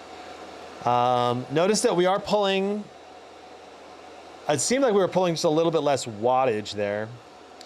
And now we're going to compare our score. So Vantage default overclock versus Afterburner overclock. We managed to get, wow. So we managed to get 1,208 additional points over the stock overclock, or like the Vantage GPU overclock with our additional OC here. So that's quite delicious.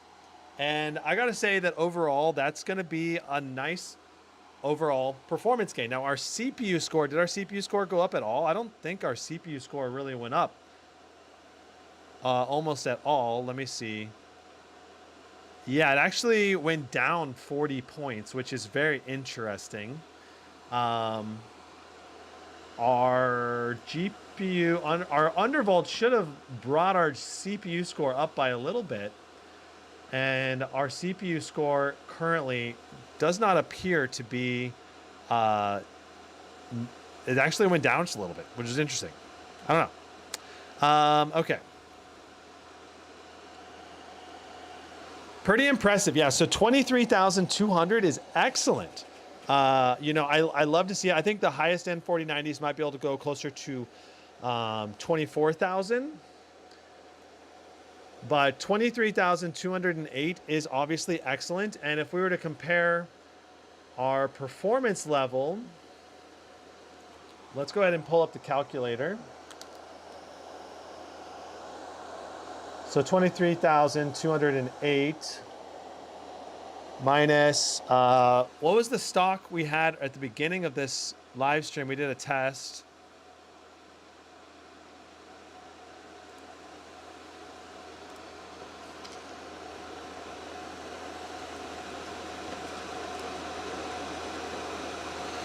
I'm pulling it up here. So our initial score was 21,965.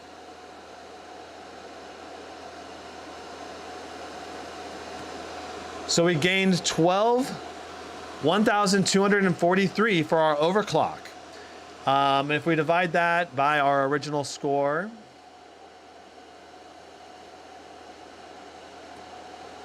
we got 5.6% performance gain. All right. So that's our initial straight time spy performance gains. Our CPU performance gain was 12.6% from undervolting. Our GPU performance gain with time spy 5.6%, This is not necessarily the most optimal overclock yet. There may be more overclock room here in the 270 range, maybe, but it might be unstable, hard to say. But this, I have scored actually 23,400, by the way, in a test I did yesterday, which is interesting because I actually had a 240 undervolt during that test. So, or sorry, 240 overclock during that test.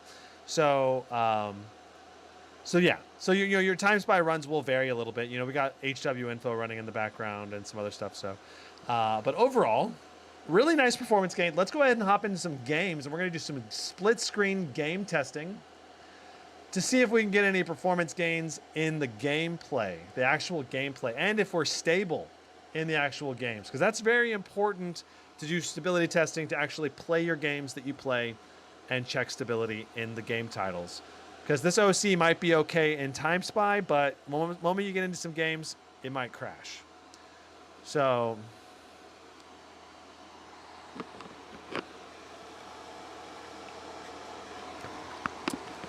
yeah, I think our Time Spy CPU score could definitely be higher. Yesterday when I tested it, I got over 16,000 something. So I'm not sure why it went down a little bit, but it is what it is. Overall, we're seeing some nice performance gains. So let's go into firing range and see what we get. I'm not sure if there was the updated firing range yet. No, it's the old firing range. Well, we're going to see what we get anyway. Okay, so let me go ahead and go into here. Let's go to the browser window split. And, okay, so keep in mind that everything that we're going to be comparing with is basically the Vantage default OC versus our overclock here. Though I suppose we could disable the overclock on the GPU and check performance numbers while staring at the same spot. That could work too, if we want some numbers for right now. So this window is the active window. Oh, it looks like we already crashed.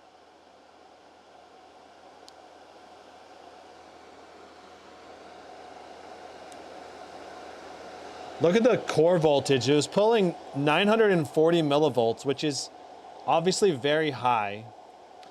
So I'm guessing our GPU crashed.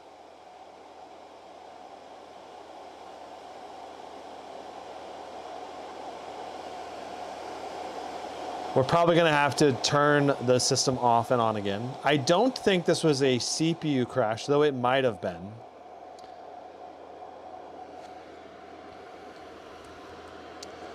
That GPU overclock we got at plus 250 is quite high. So I'm guessing we need to lower that down. 225 causes problems for you, LSP? Yeah, my guess is probably 225 is more realistic for actual in-game testing. We'll have to see. You may want to turn off system agent undervolt. Yeah, that may be true. I agree that it may not be needed at all. And that could be causing instability because that is a very sensitive to undervolting, or more sensitive to undervolting. So let's just pop into Throttlestop and let's go ahead and just set this undervolt back to 0. All right, for our system agent. I don't necessarily I just tried undervolting everything to see what we could get. Don't necessarily recommend undervolting that anyway. Okay. So let's open Afterburner up again and HW info.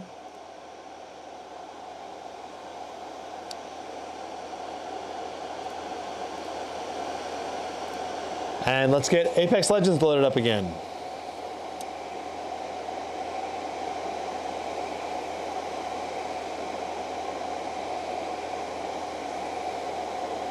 Carolyn says that his Time Spy score in CPU and performance mode was 18,132, and in custom mode is only 16,170. Interesting.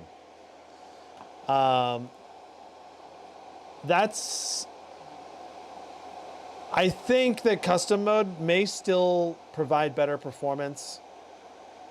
It's hard to say. Let's go to our Afterburner and check our overclock. So it's still set to plus 250. Let's see if we crash again. I think we probably will crash again, but let's see if we crash again in the firing range.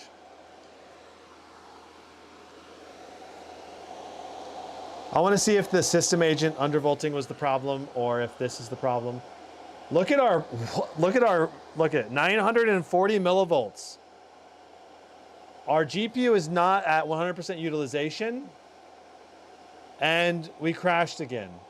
So, yikes. So this is definitely, I think, the reason why, like, it's boosting so high with our core voltage, and our clock speed 2595 is insane. So I'm pretty sure that's the reason that we crashed. We crashed at basically the same point again. So let's go ahead and reset this.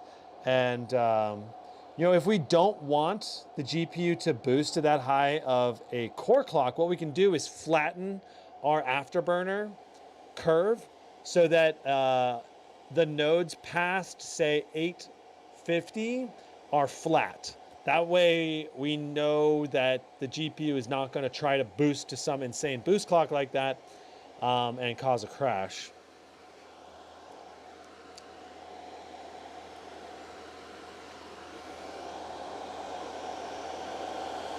All right, so we're dialing in our overclock. We want stability.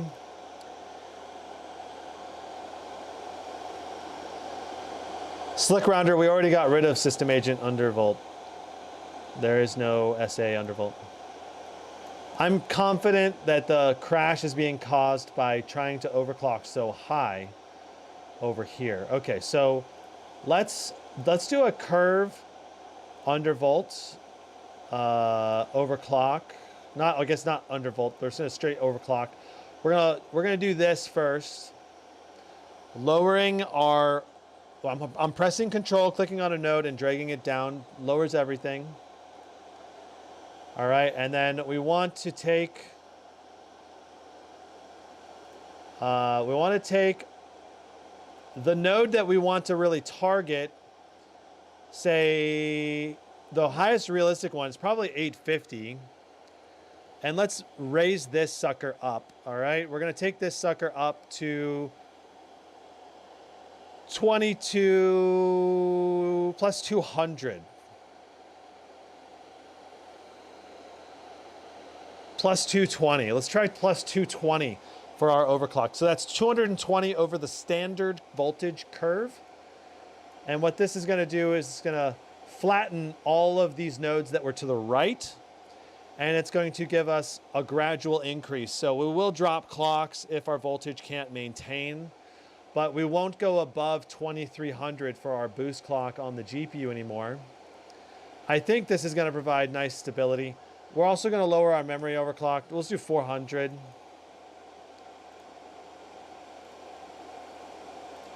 Let's try hopping back in.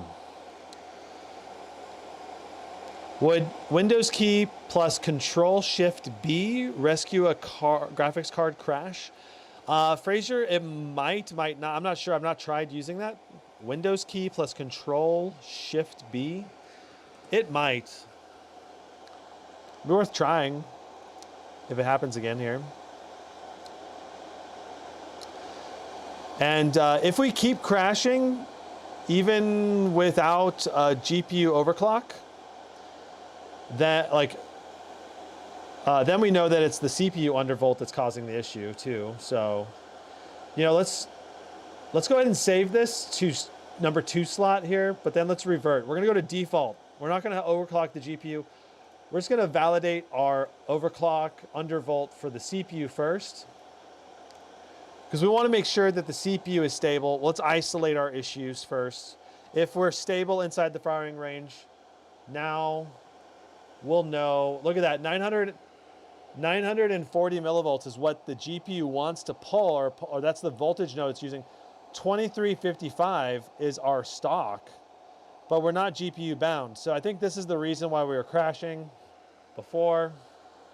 So let's go ahead and try applying our number 2, which is our flat line overclock. Let's see if we crash now. All right, so now we're at 850. Our boost clock is 2280. Our wattage also dropped from 150 to 125, which is nice. Which is going to give us cooler temps. Look at our temps, 53 degrees. Jiminy Christmas. That is such good temps. And of course, we are being frame capped right now. We're hitting max frames at 300. That's why we're not being 100% GPU utilization.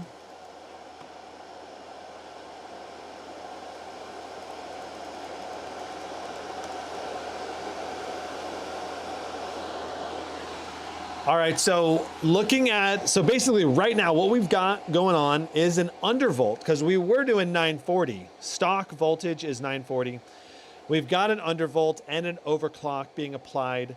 This is giving us max GPU performance, reducing our wattage pull, giving us lower temperatures at the same time.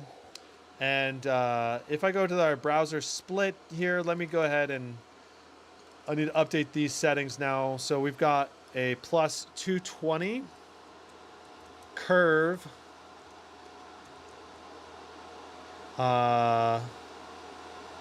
850 millivolt undervolt on the GPU right now with a 400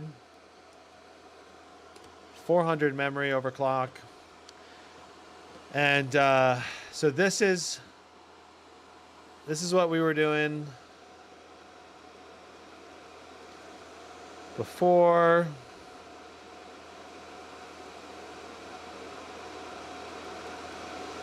All right, so this is what the GPU was doing before on the old aiming map. So that's the key thing to keep in mind.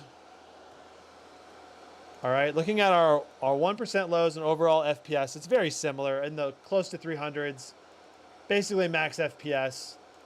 Very good overall experience for gaming in this.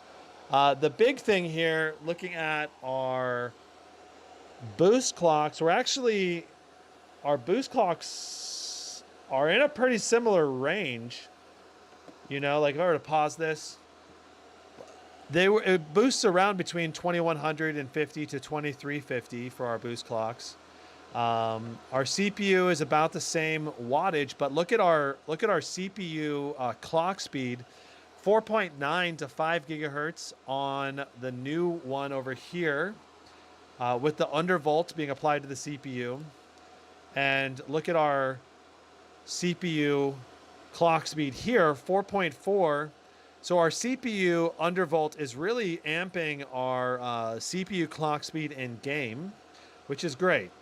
And looking at our temps, with the max fans, and the laptop cooler enabled, our CPU temp has dropped about 13 degrees.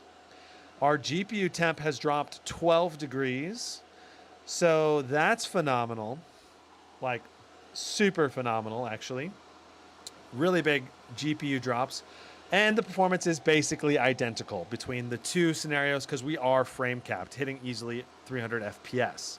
All right, let's move into our next game, Warzone 2. This is going to be interesting because Warzone 2 has gone through so many changes. Honestly, I don't even know if Warzone 2 is going to be worth looking at because of so many changes, but we can try it.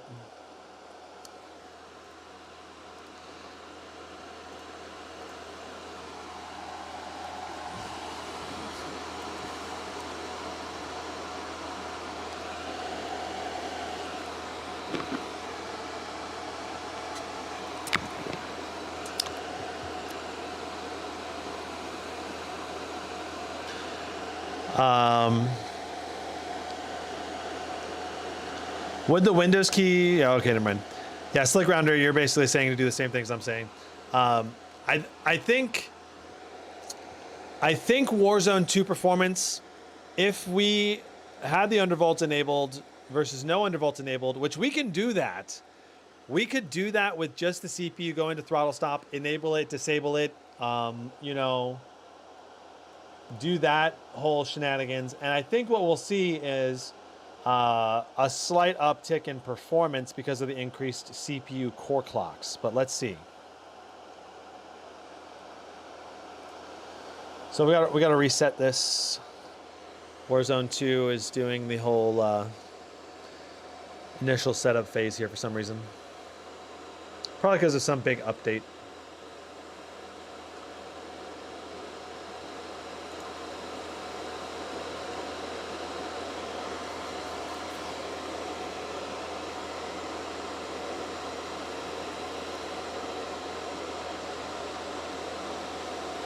Still traumatized with Warzone 2 after the tough laptop stream.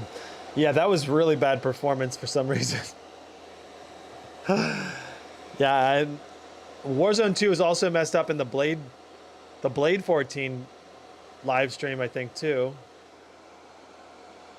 This X-Rite application keeps popping up and messing with our window focus. Wow. They're not going to let me skip this intro, guys. We have to watch this whole video.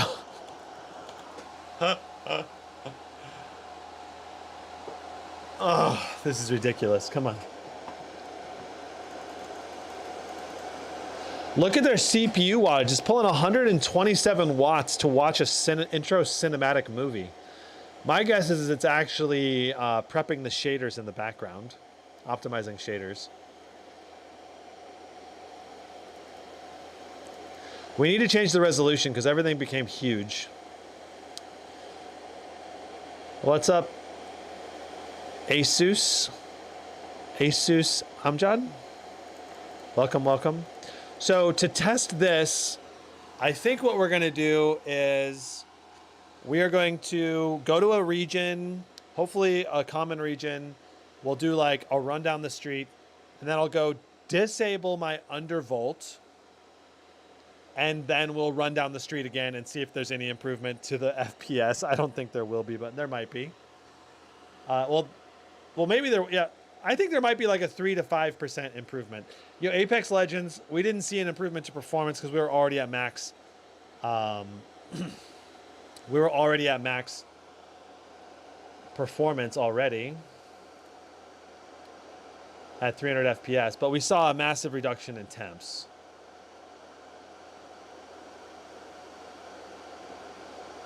It does not matter. Can I just...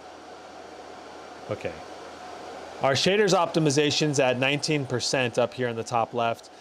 We could let that finish. It kind of goes pretty fast once it gets past like the initial like 20-40%.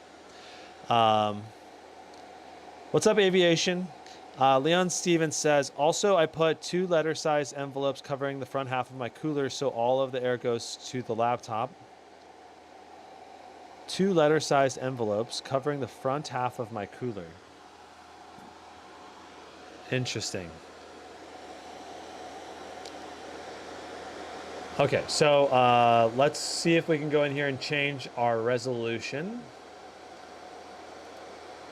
Screen refresh rate we want at 240 as well.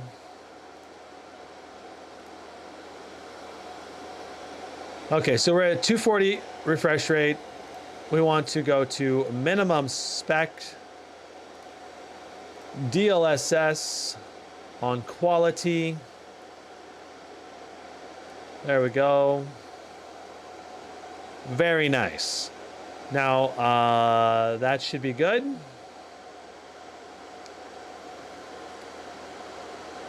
Looks like our shaders are done. Up there in the top left. Can we go? They changed it again.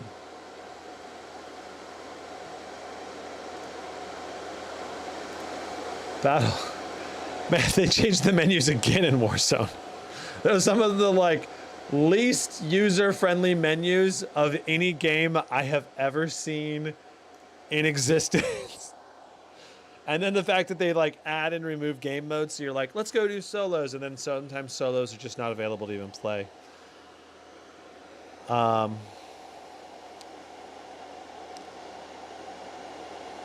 Aviation just joined the stream, so it's just optimization for the Legion, correct? So what we've got today is the optimization for the Legion Pro 7i with the i9-13900HX and the RTX 4090. So those are the two things we're trying to optimize in today's live stream. And we're going to see what kind of performance we can get on low settings. And I will see. I don't know. Right now we're only doing 109 FPS. Seems a bit low. I mean, Warzone 2 is broken. They've done patches on it. They've completely changed performance levels. So to test this, what we're going to do is we're going to activate. I guess we should probably do no undervolt first. And then do an undervolt. All right, so right now we should have no undervolt being applied. Let's make sure that's the case. No undervolts are applied right now. You can see that. Let's go back into Warzone. So i9, we have an overclock on the GPU. All right, let's do no overclock on the GPU either. So we're stock.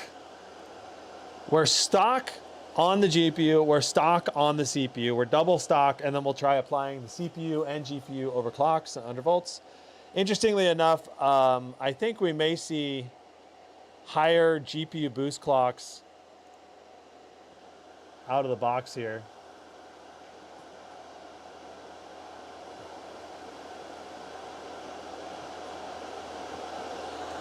All right, so 130 FPS right in this range, right in this area. I just land a hit.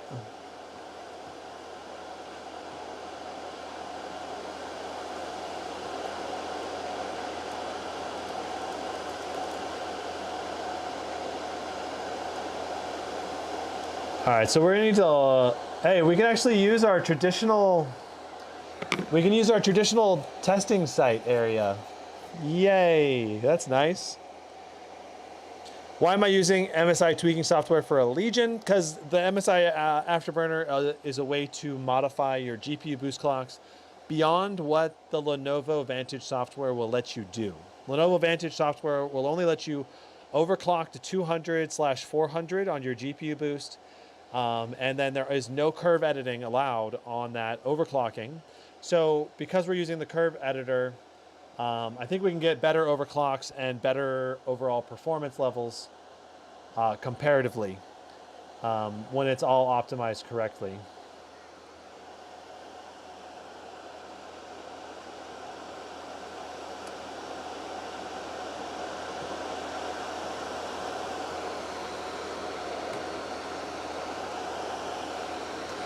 Yeah, I use the same MSI Afterburner on all of my laptops, just because it seems to be the best software with usually up-to-date performance metrics, and this overlay is also part of the MSI Afterburner plus Riva Tuner Statistics Server.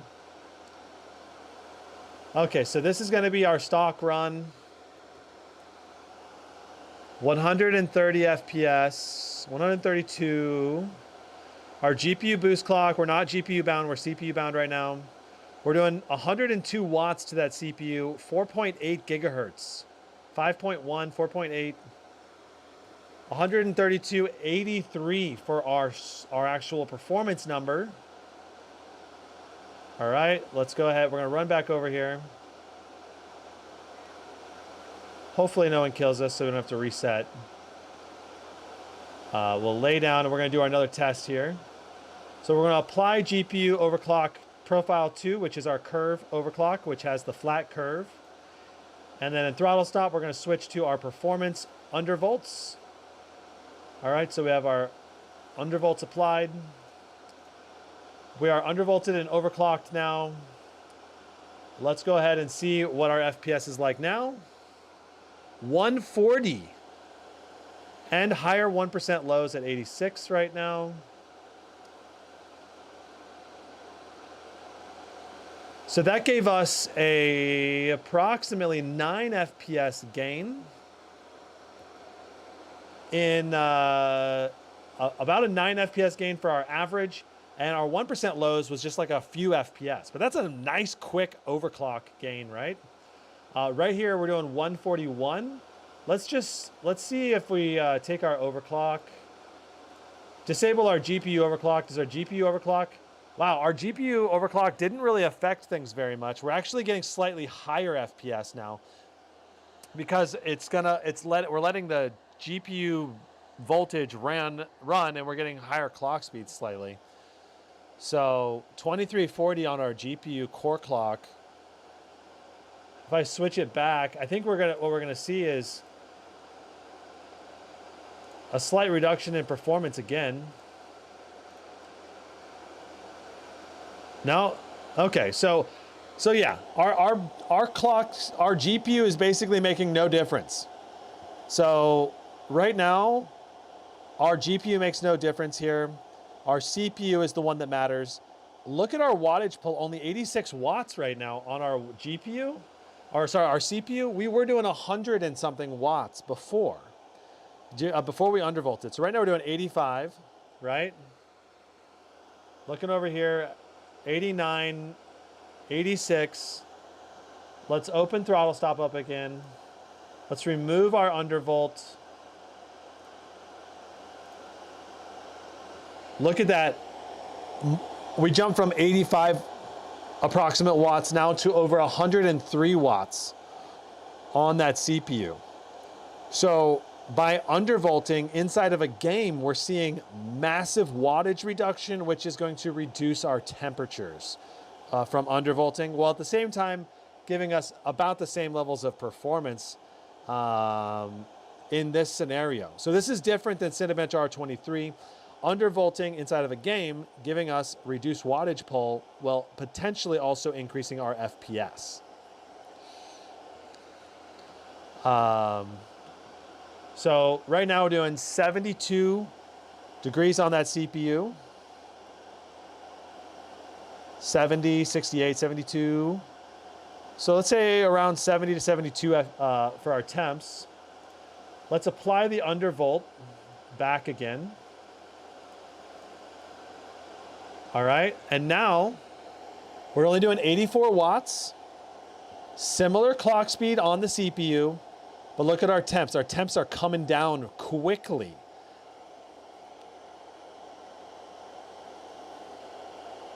A 5-degree drop in about 15 seconds.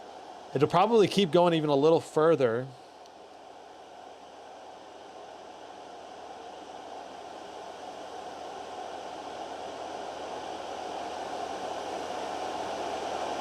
Very impressive. All right, so that is just wonderful to see. Really helps you optimize your system for better temps, while at the same time providing basically identical performance, if not a slightly better performance. Right? We had a 10 FPS gain actually, right? When applying the GPU overclock, CPU undervolt, right? So it's pretty nice.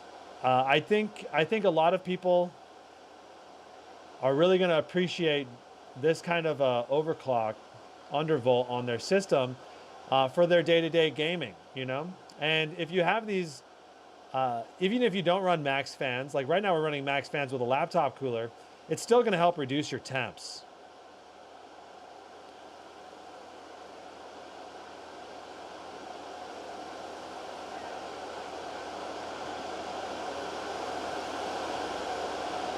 Very nice. Okay, I think that gives a good example to Warzone, a great example of Warzone difference in performance. So let's move on to Counter-Strike, and let's see here. Well, is Counter-Strike our next one? Let's see. Yeah, Counter-Strike CS:GO. So I'm not sure how much performance gain we're going to see in Counter-Strike. Let's find out. What happens if you turn off the cooler?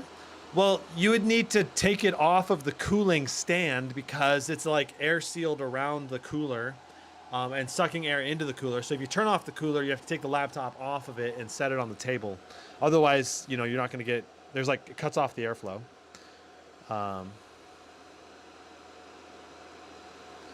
Lower temps equals less throttling. Fraser, that is going to only be true if you were thermal throttling to begin with. If you were power limit throttling, or just hitting max boost clocks, like in that scenario, we were just hitting max boost clocks regardless.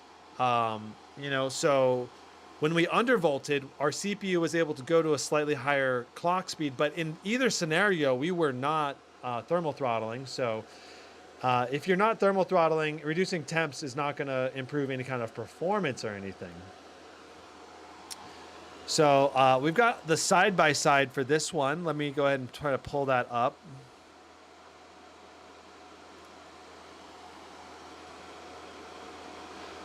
I'm not sure how much of a performance gain we're going to see here.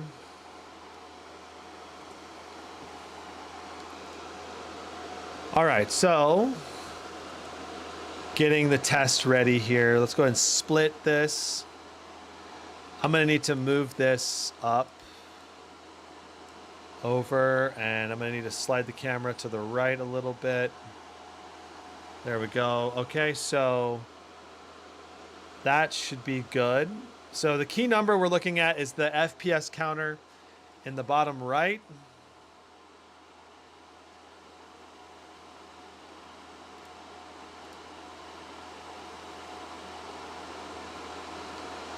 Very similar levels of FPS. This kind of performance gain might be really hard to notice. So right now we have a plus 220 curve, but if like running stock GPU voltages, maybe, well, I think our FPS number is jumping a little higher. I think it's so hard to read it.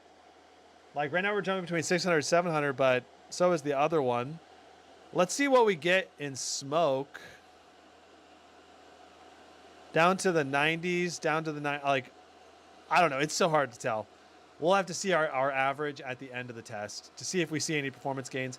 You know, and in this scenario, we may not see much performance gain because we're using that curve and because we're not letting the GPU go to that max potential voltage of 940 millivolts. So in certain games, we may see a degradation in performance given our curve that we have set up right now because we're not using the offset curve. And and the original test over here on the left had 150 overclock offset that let it go to as high of millivolts as possible.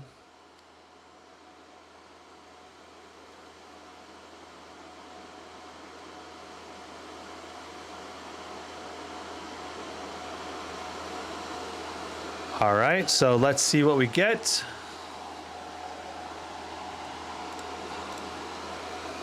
So the original test got 524, and our overclock undervolt result 544. So we got 20 FPS gain for free. Woohoo! Of course, very CPU bound game. Or GPU bound depending on the situation. Inside of smoke, very CPU bound. Outside of smoke, generally more GPU bound. So we have 20 FPS gain at no cost. It's nice to see that we are getting a gain instead of a con, you know? Like I love to see that we're getting a gain. 524 versus 544. That's a nice little gain there. Okay, so let's move on to our next test. Let's go to God of War. Now this one should be a very good test because it tends to be a very GPU bound game, very GPU focused test. So I'm anticipating some nice gains in this one. We'll find out here very shortly.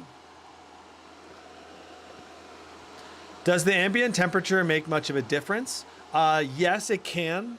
if you are close to thermal throttling, let's say that you're 90 degrees on your CPU, 90 or 85 degrees on your GPU. You're not thermal throttling, you're not reducing your performance, but then you go to a room that's 5 degrees hotter, or let's say you go outside and it's 10 degrees hotter, you're probably going to see thermal throttling because you were close to it already in a cooler environment. So ambient temperature can make a difference. All right, let's just double check our settings. 2560 by 1600 DLSS on quality. Graphics are set to ultra. Let's go ahead and continue.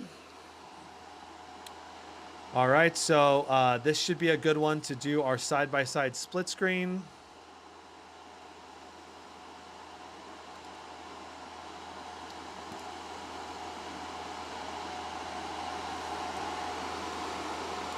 All right, and let's go ahead and go over here.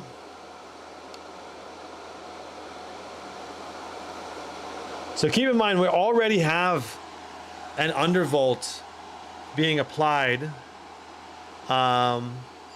Interesting. Looking at our GPU boost clock,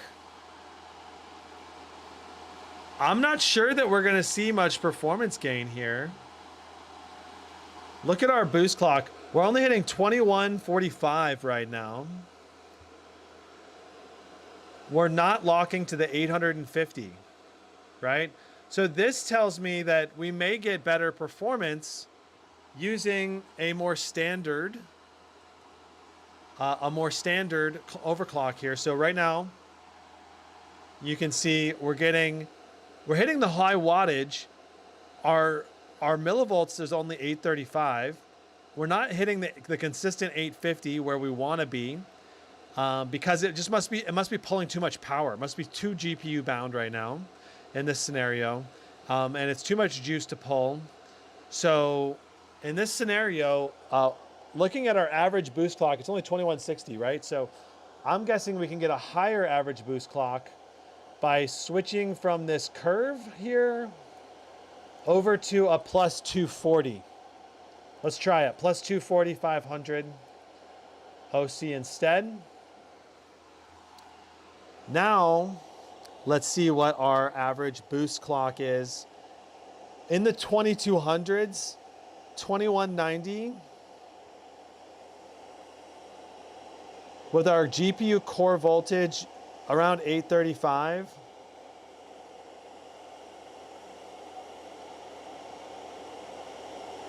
You know, and you may be able to help we can adjust our curve to maybe try to hit these numbers. So at 825, we want to be hitting a higher boost clock than what we were. So what we can do as well, we could go to our curve here, and we can select our nodes, and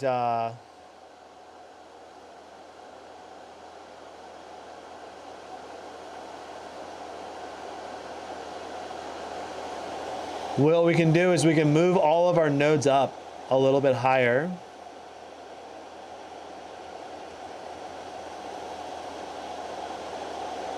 Let's say to 2200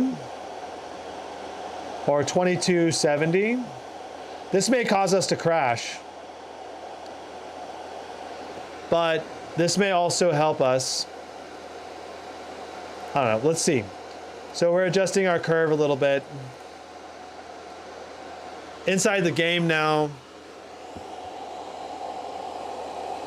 our voltage is still not able to maintain. And we're still dropping all the way down the curve, further down than we really want, which means that our curve is just too aggressive. And if we actually look at our curve editor when the game is running,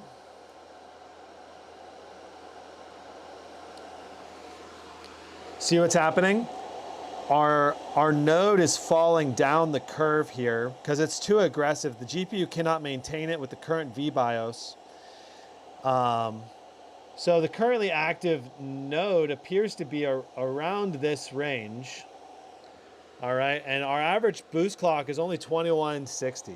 So I'm not sure that we're going to be able to get our full performance out of this type of curve overclock. So go into this standard offset overclock.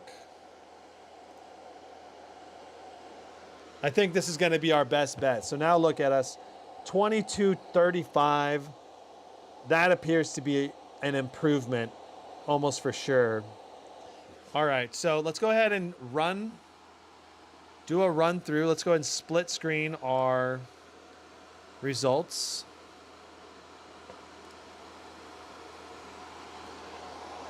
Here we go.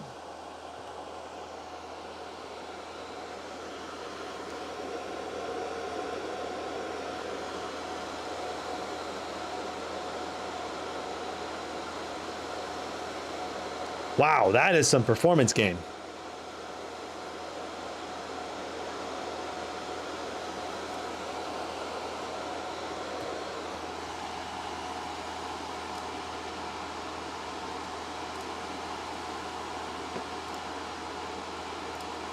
Okay, so, wow.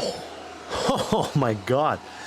All right, 129 FPS versus 115. And look at our 1% low gain from 43 up to 105. Oh man.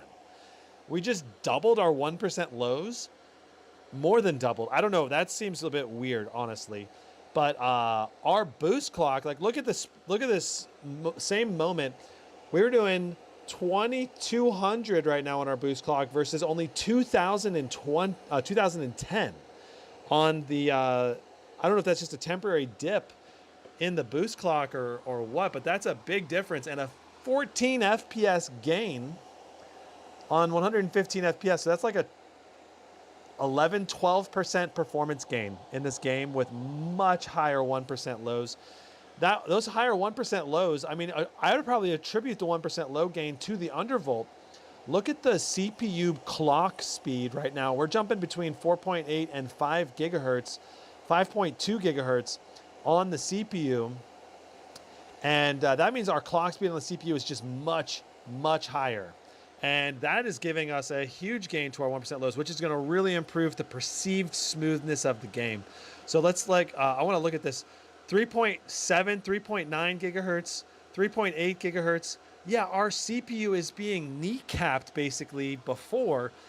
We had about 1,000 megahertz gain in our CPU clock speed at the same wattage, which is just really goes to show the advantage of undervolting. That's insane. And the 1% low gains are just absolutely insane as well. So that is probably our biggest gain so far today in gaming performance. Notice that our temperatures are also 6 degrees cooler on the CPU with the undervolt and the laptop cooler and max fans, and 8 degrees cooler on the GPU. So another huge, not only are we getting way more performance, we're also getting much lower temperatures in God of War. Whazam. And so also, I suppose the active, the text over here on the right is actually incorrect because we're just doing a plus 240 offset right now for our GPU boost. So keep that in mind. It's pretty close, but we're getting slightly higher increase to our GPU boosts. Okay, so let's move on to our next game. What's the next game? We have Cyberpunk 2077. Let's go. Also keep in mind that we are running the games on different drivers, which can impact performance as well.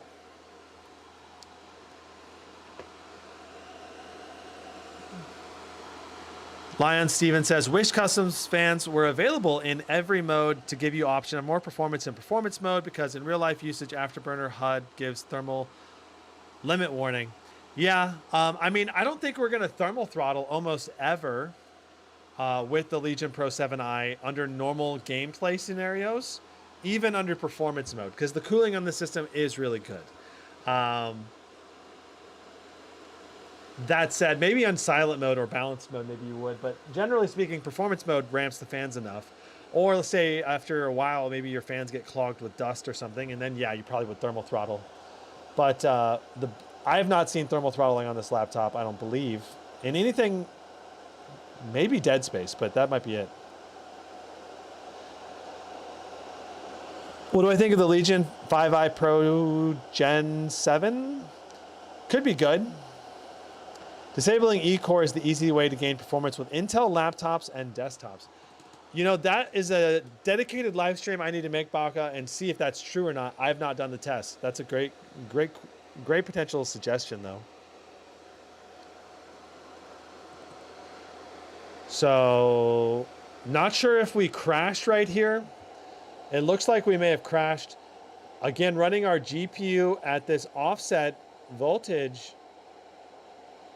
appears to be too much at plus 240.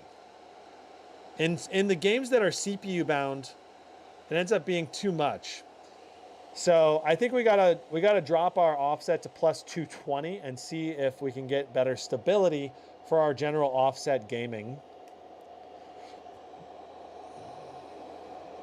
Because I'm guessing we crashed right there because of, it could have been a CPU undervolting crash, but it's probably the GPU again.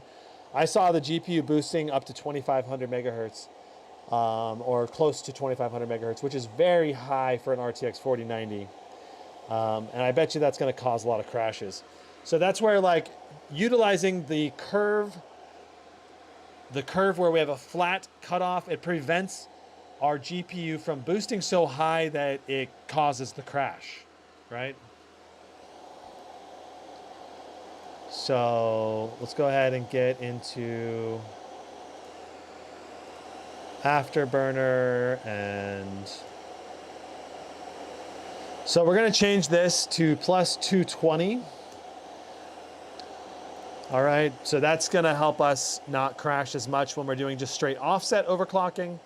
And generally speaking, I think I'm going to use this curve OOC in Cyberpunk. And just in general, I probably would use this curve with this flat edge to help prevent those kinds of crashes. You know, you could let this curve come up a little bit more though, if you wanted.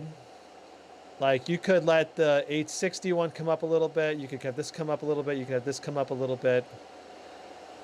And then you could have it flatten after that if you wanted. I don't know. There's a few different ways you can keep playing with this. There's a lot of fiddling you can do to try to optimize your performance if you want to. But this curve that we've set up here should be pretty good. Or you could just, you know, you just change this down to a little bit less aggressive. Like I said, maybe 220 or 200. You know, 200 will probably be stable. But yeah. You could do, There's so many different ways you can do this. The biggest issue why we're crashing, right, with the plus 240 is that when it's CPU bound, it wants to jump to that really high voltage node, which then makes the GPU go to like 2600, 2500 megahertz, and that causes us to crash. So the key is to stop it from doing that, which you could just you could take this curve and you could drop these nodes to flatten the curve at say 2400. So that way it never goes above 885. There's a hotkey, I believe, that can flatten everything down here.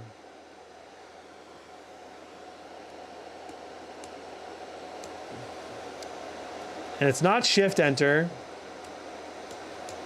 I'm not sure what the hotkey is, but there is. Maybe if we just lock the voltage to not go past 885. Would that work for us? Let's find out. Maybe locking the voltage is the key that we need to be able to get stability here. So I've locked the voltage so it doesn't hopefully go past 885. I think that will prevent us from crashing. I think. Let's find out.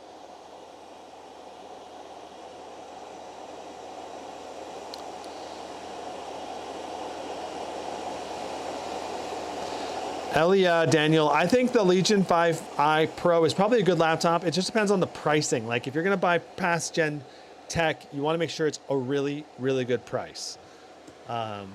Otherwise, it's not worth it. So notice that we're maxing at 885 right now, and we have not crashed. Our boost clock is not going above 2400. There we go. That's good. Let's see if we crash as we load into here. We appear to be more stable. I'll bet you we would be stable loading into... So let's try doing this. Plus 240 now. All right. And we're still going to stay locked at 885. All right. So that gives us all the advantages of the optimized curve, while at the same time not letting the GPU run to too high of a boost clock, causing us to crash. I think this might be the right setting. All right. So we're going to do ray tracing on ultra. Frame generation will be on quality. Okay. Awesome. Now let's go ahead and get the split screen benchmark ready to go here.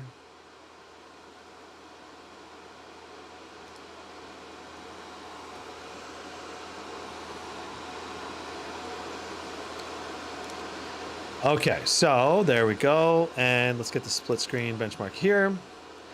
And let me go and update the text. Right now we're at 240 with 885. This is going to be offset with 885 millivolt undervolt lock. So again, you press Control L on the 885 millivolt node so it doesn't go past that point. And I believe we're at plus 500 for the memory instead of plus 400. So let's make sure this is up to date as well. We'll see if we're stable now. We appear to be stable, at least in the menus and everything. All right, so we're going to go ahead and run the benchmark.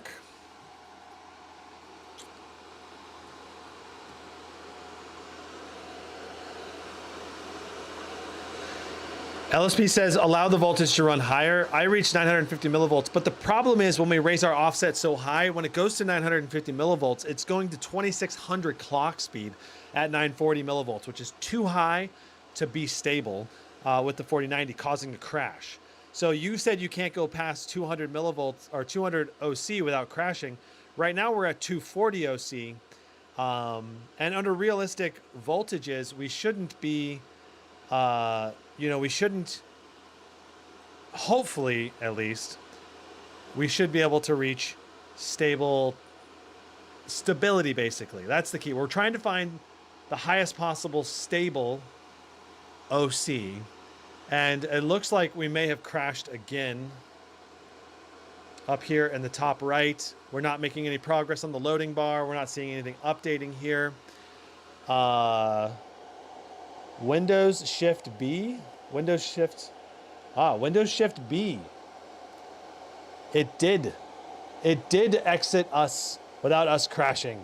Hooray. Huzzah. Okay, so we're going to go down to 220. All right, we're going to go down to 220 for our offset. And we're still locked at 885.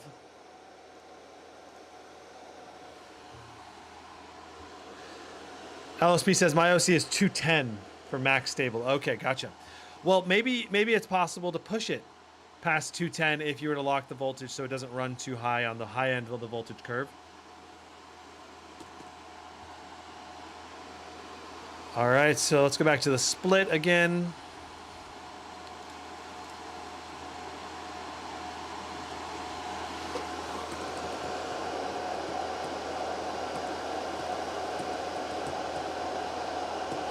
Thank you for the tip on the Windows button Shift B.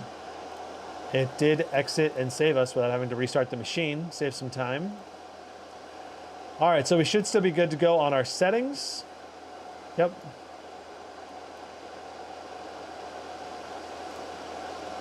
Let's go ahead and run this benchmark and see if we can load all the way in this time.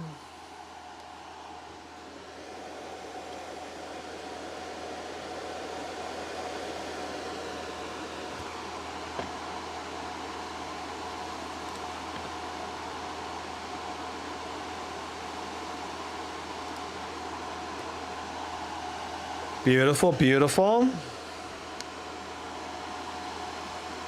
Interesting results so far. Keep in mind the game. Oh, and our number needs to be updated. We're at 220 right now for our offset. So looking at our boost clock, our GPU boost clock is going above that of the old one on the right, but our actual FPS number appears to be lower. Cyberpunk went through a big overhaul recently. Look at our CPU. Our CPU clock speed is higher. Our GPU clock speed is much higher. Our 1% lows are about the same. Our FPS, according to MSI Afterburner, is lower though. So that might just be Cyberpunk having gone through the update and updated drivers and all that. I don't know. But we'll also need to wait for the end results here, because the end results are the proper counter for this benchmark. All right, so we got 125 before in the past, and we got 120 today. So I think what we're going to have to do is run this again by disabling our overclocks to see what our performance is.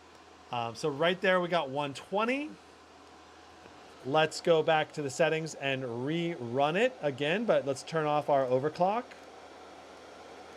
So stock on our GPU.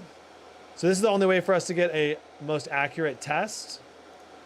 We're going to go down to no undervolt as well. Let's go ahead and run it back. So this is no overclock now on the CPU or the GPU, okay? No underclock, no overclock, and no undervolt on either system. But we are in custom mode, all right? We are in custom mode.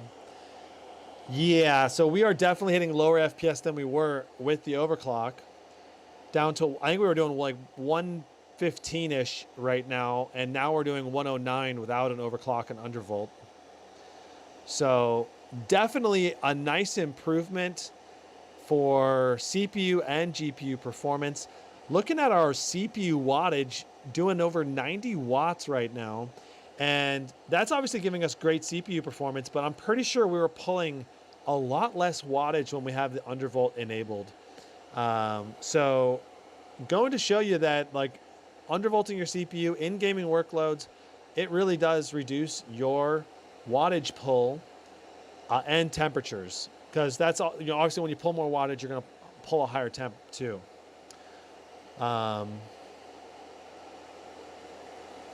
It's interesting because we're pulling such high wattage on that CPU, our GPU wattage is only 160 because we were pulling higher GPU wattage too at the same time.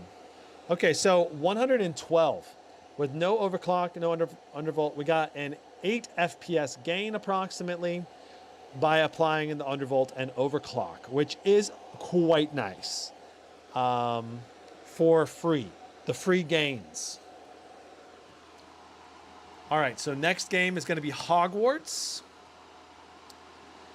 And this is another game that may have gone through some changes. But we'll see if there's any performance differences or changes here. Britt Allen says, I run plus 200, 800. Nice. The one in the video had Vantage OC. So Demon Salad, the thing is, Cyberpunk went through a big overhaul update that changed how ray tracing works, it changed how some of the graphics work, and changed maybe even some things about the benchmark, because we were getting significantly different numbers before and after that benchmark came out. So like we used to get higher FPS, I believe, previously. Like I believe in the past we were getting like 140 on the high end, 144 I think in that benchmark. Now we're only getting like was 120 with an overclock. So they made it more difficult to run. So that's why I'm saying it's not a very fair comparison comparing 3 months ago to Cyberpunk.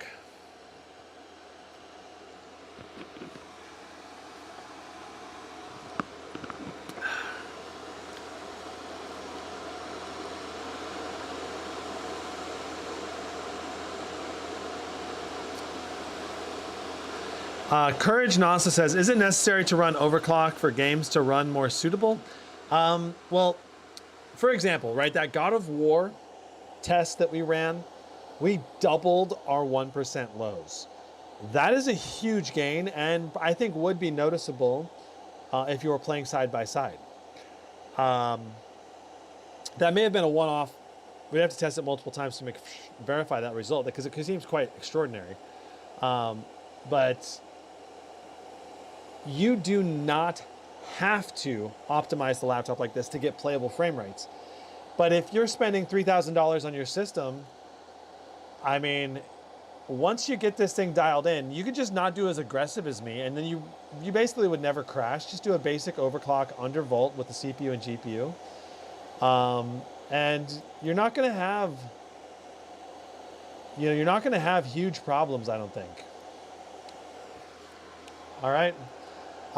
You're not going to run into instability almost ever.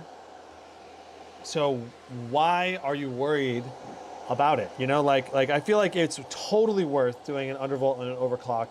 If you just don't do as aggressive as me. I'm trying to maximize the performance. Take everything that I'm doing. Like I'm doing plus 220 right now on my OC.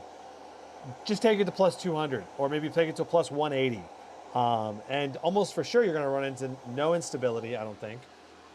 And yeah, so, all right, so let's just do this test twice. We'll do no overclock here initially. No overclock, no undervolt. This is going to be our stock test.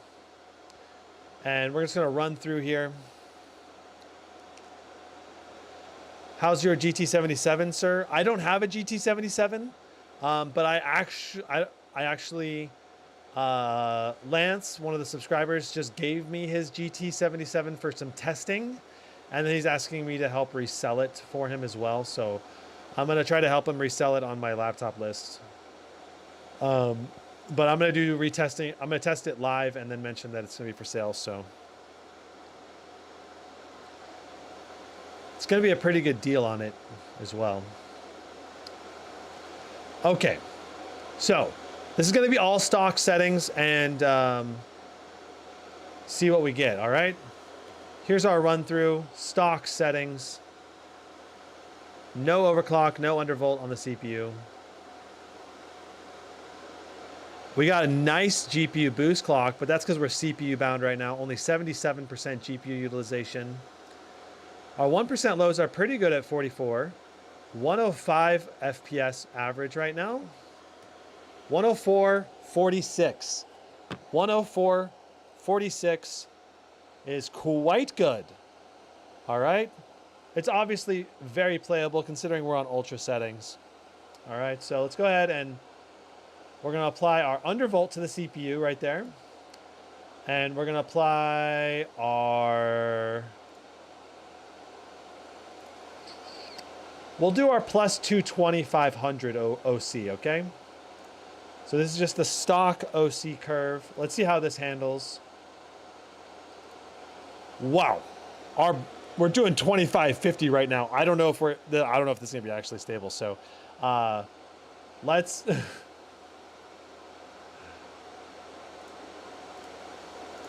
Can we grab the 8?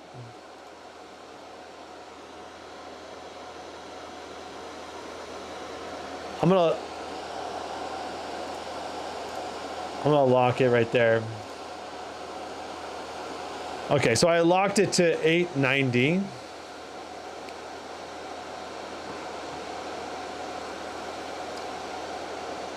So we're actually undervolting. We're actually undervolting the GPU a bit right now.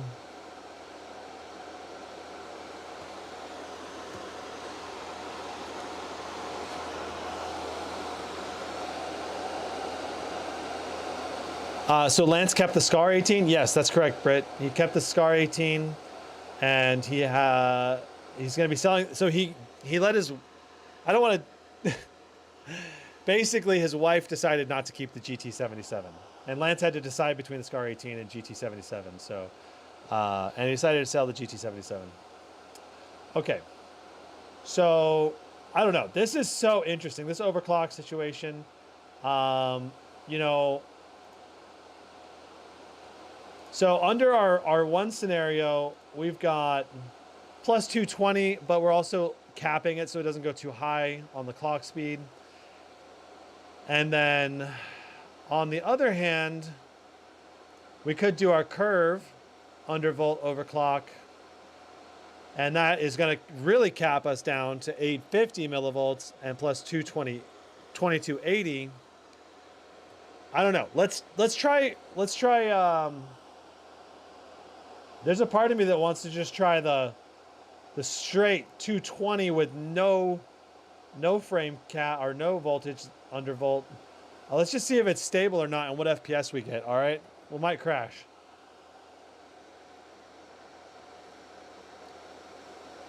120 so far. Keep in mind we were doing 104, right? Was our average before?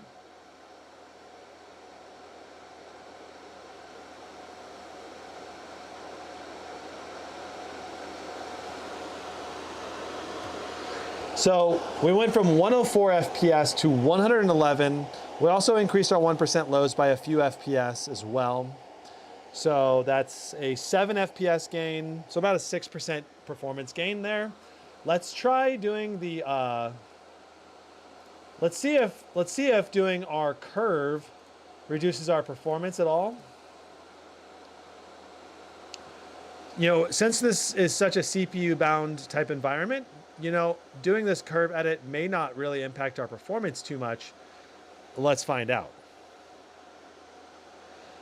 Joe says, those temps are excellent on both the CPU, GPU. Wow, way better than I expected for a laptop that size and power.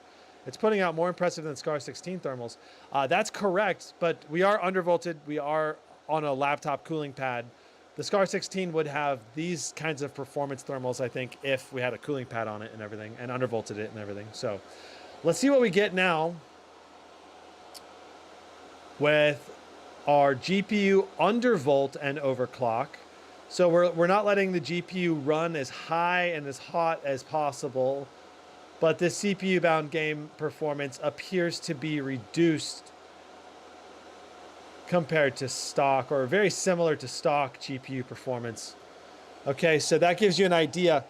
If you limit your, if you do this whole on the curve editor, your CPU bound game performance will actually be impacted, right? We just lost 7 FPS because we flattened the curve here at the end.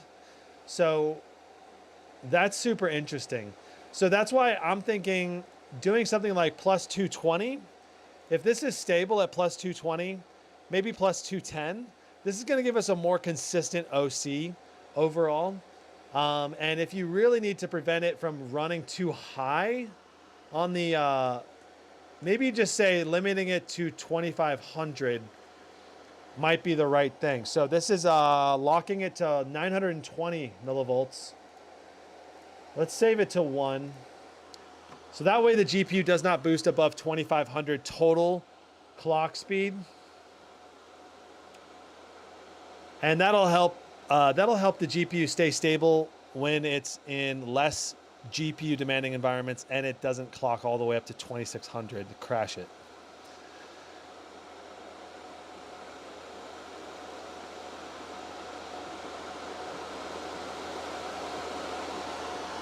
All right, so there's Hogwarts, basically a 7 FPS gain in Hogwarts, and obviously a nice drop in temperatures and wattages as well, depending on what you're wanting to do.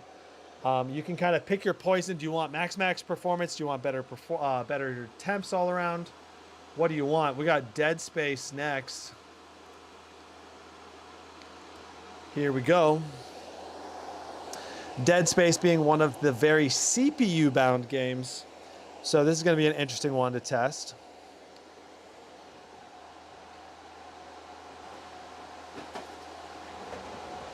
Look at all that dust on the screen.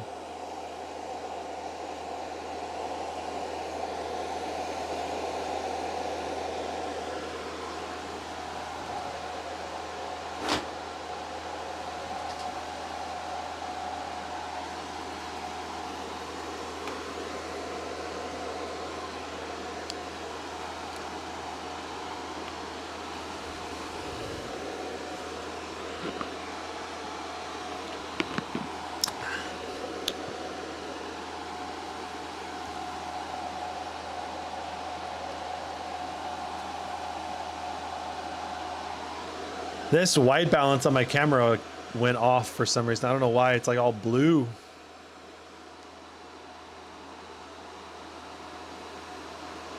Okay, that's better. Looks like we got the wrong resolution again.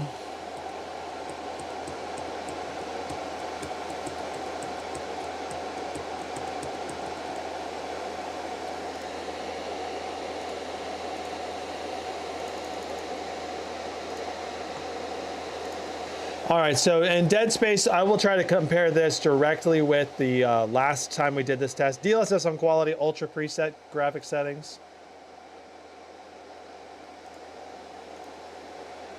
All right, let me go ahead and pull up the last Dead Space test.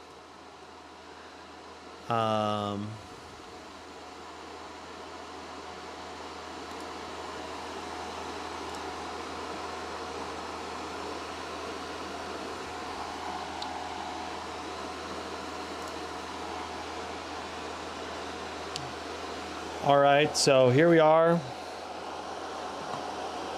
We're gonna try to do this pretty side by side.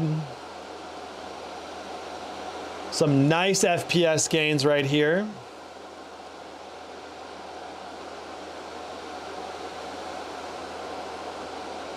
$128 versus 136. Notice our GPU is pulling more wattage. Our CPU is clocking nearly 1,000 megahertz faster, including 20 watts higher now that we're in custom mode. I mean, we're seeing some really nice performance gains here. I'm super impressed. And notice our temps are also lower.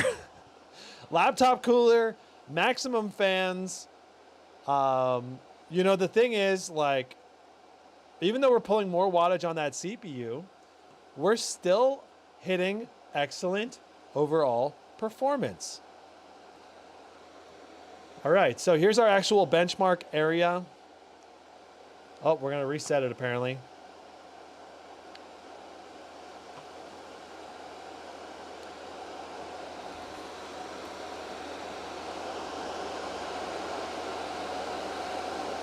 Wow, the 1% lows are so crappy in Dead Space. It still looks smooth, and it's just, and the frame time graph looks crazy, but like it's not stuttering on my screen, and you can see on the live stream it looks smooth. But yeah, the 1% lows are only 27 FPS right now, which are really low. So right now, 133 FPS versus 123. Such similar performance. Well, such similar 1% lows, but not good for our, better average by about 11 FPS gain there. Our 1% lows are almost exactly the same. Let me see if I can get the camera to move a little so we can see our 1% lows. Come on, move.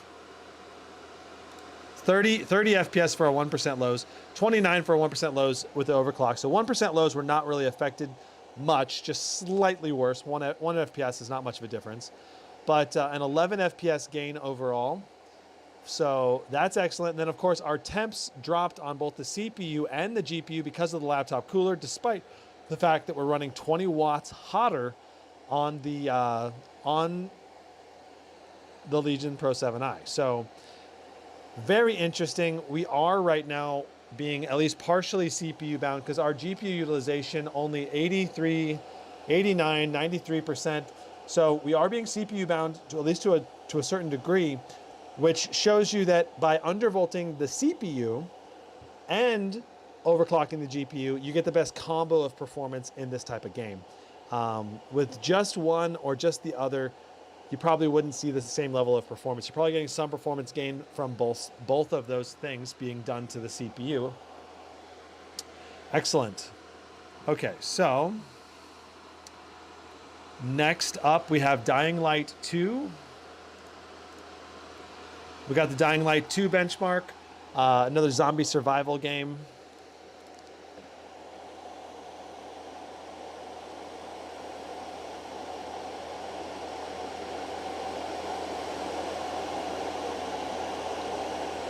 Oh, was August asking you, Britt?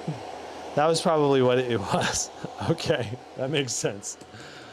I was like, I don't have a GT77. What?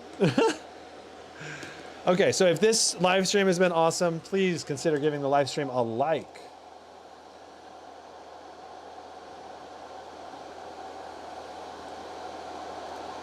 So far, not crashing loading into some games now that we've prevented the voltage from running as hard.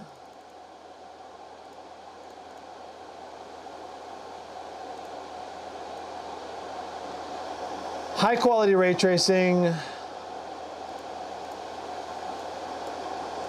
DLSS on, frame generation enabled. These are all the same settings. Let me go ahead and get the comparable benchmark pulled up here and get it set up for the stream.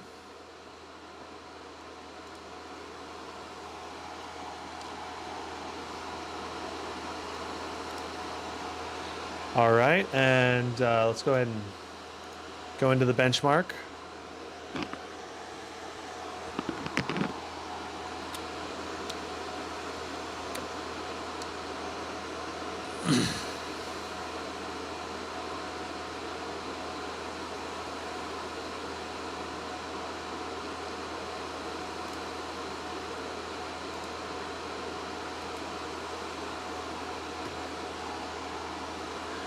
Okay, so out the gate, we're seeing some performance gains.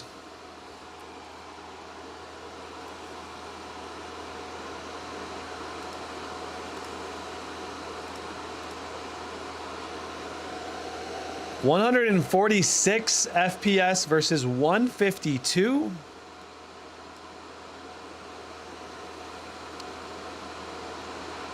(151 versus 144.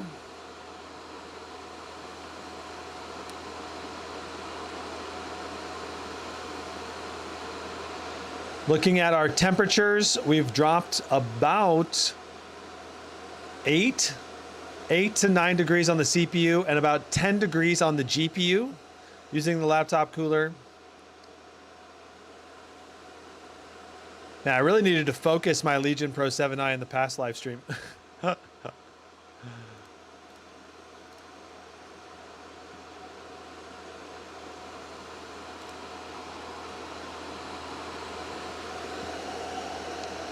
(146 versus 156). So 10 FPS gain so far. Notice our wattage pull being a little higher on that GPU. Our core clocks on the GPU not being too much different, just being slightly higher. The big difference being that CPU, geez. CPU is not only pulling more wattage, but it's also pulling much higher core clocks. Okay, so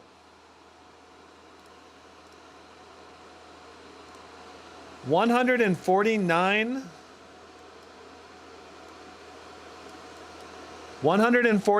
for our FPS in the past versus 161. So we ended up with 12, almost 13 FPS gain in this test. And that is, of course, at 150 is going to translate to only about an 8% performance gain from overclocking and undervolting. And I got to say, I think the CPU is probably one of the big areas of gains. Notice our 1% low, 142 for our mins, 127 for our min in the past. So we had a 15 FPS gain for our 1% lows. Undervolting in particular is probably the thing that helped us with that. Pushing a higher CPU core clock is going to help with our min FPS. So excellent performance gain with our overclock and undervolt in the Legion Pro 7i. All right, so let's move on to the next test, which is going to be Shadow of the Tomb Raider. And then we got Witcher 3.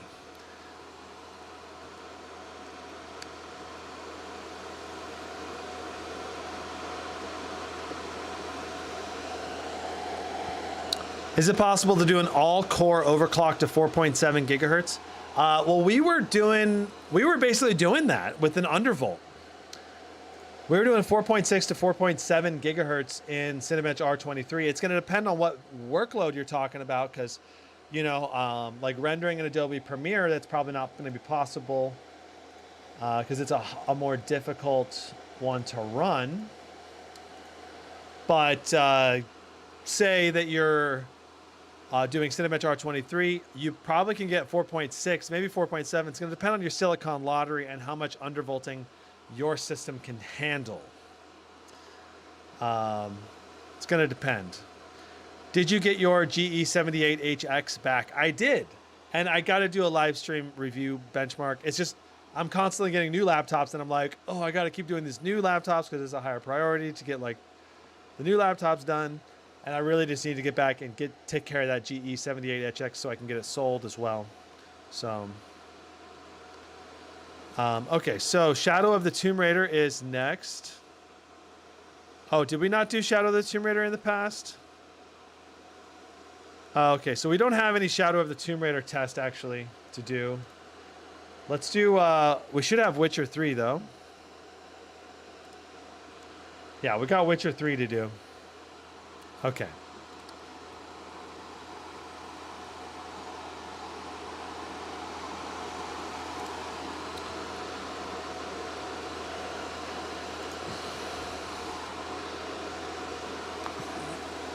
So far we're seeing in the range of 8 to 12% FPS. I think in the lowest we saw like a 6% FPS gain for the smallest gain. But most of the time we're seeing like 8 to 10% on average, I would say. We want Ray Tracing Ultra, DLSS to be on quality, display. We want it to go to the full resolution. Frame generation on.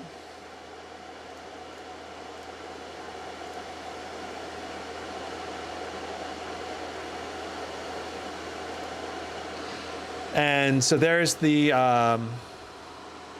that's the load. Let me go ahead and get the split ready here.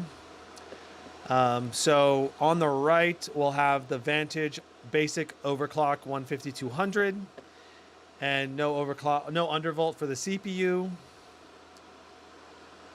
And then on the left, we're going to have our plus 220 offset plus 500. With the CPU undervolt being enabled. All right, so let's go ahead and just run through this real quick.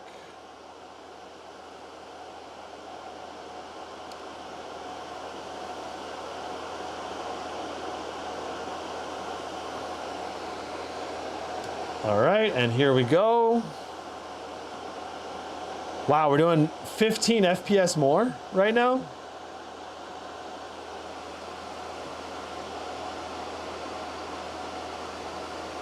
And look at our OC on the GPU is much, much better as well. Our CPU clock speed, 1,000 megahertz higher. And our temps on the CPU, 10 to 15 degrees cooler. Our GPU temps, 13 degrees cooler. My goodness. This is some awesome performance gain, while at the same time being very similar levels of performance. Okay, so there we go. Let's compare numbers. Okay. Oh, you didn't get to see all of the numbers the whole time. Should I redo this? Yeah, let's do it one more time.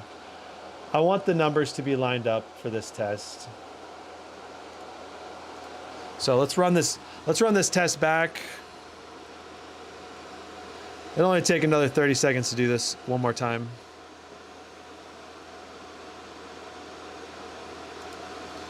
All right.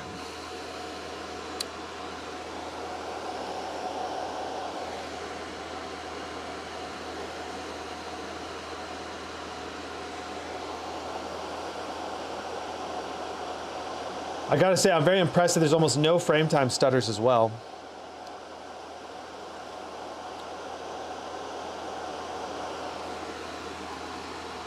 Okay.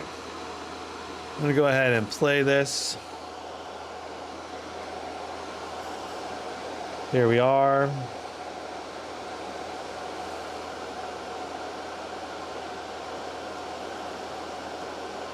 I accidentally jumped in extra time.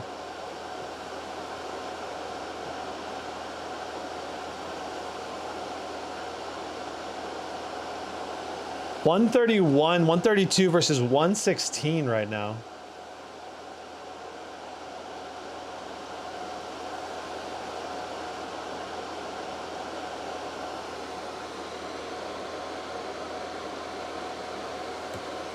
Beautiful. Wow. Okay, let's take a look at what we got here. Our CPU boost from the Undervolt, Overclock, and custom fan mode, 1,000 to 1,200 megahertz faster, 10 degrees cooler, 10 degrees cooler on the CPU, 12 degrees cooler on the GPU. Our boost clock on the GPU is 100 megahertz more than the Vantage Overclock. And our FPS gain was 14 FPS for our 14 FPS for our GPU, 14 average FPS increase and 63 FPS increase for our 1% lows. Wow. Our 1% lows showing the second game that's predominantly GPU bound where the 1% lows got massively better. You know, 1% lows improvements in performance is crucial if you want a smooth, high quality gaming experience. And this Undervolt, Overclock, custom fan mode, it's really giving us the most performance. And that's a noticeably better gaming experience going from 44 1% lows up to 100. Like if you were playing it side by side, you'd be like, oh, this one has a little less judder and it's a little smoother. Plus the 14 FPS gain is also nice because that's like a 10-12% FPS boost overall. So awesome sauce. Great to see that.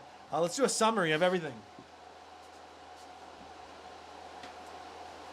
So let me go ahead and exit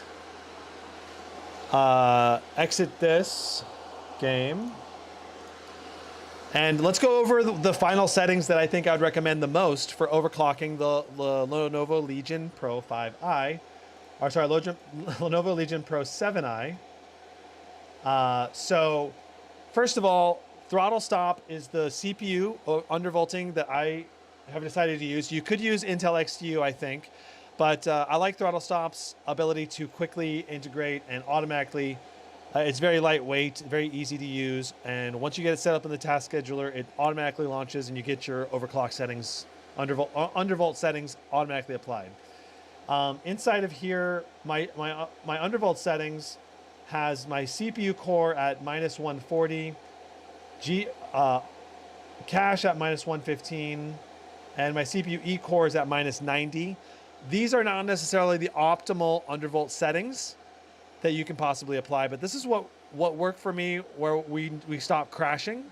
And some of those crashes may have been related to Afterburner and our GPU OC, most likely, rather than this undervolt. So I'm guessing we could probably undervolt the system a little bit more aggressively, especially for maybe our cache and our E cores.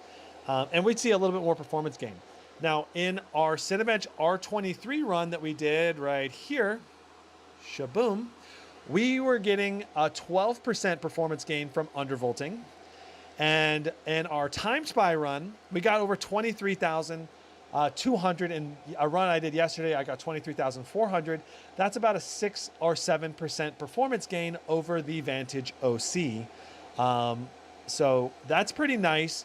But in actual games, in Warzone, Apex Legends, God of War, we saw more performance gain than 6.5%. We were seeing more like, I would guess 10% performance gains on average across the board.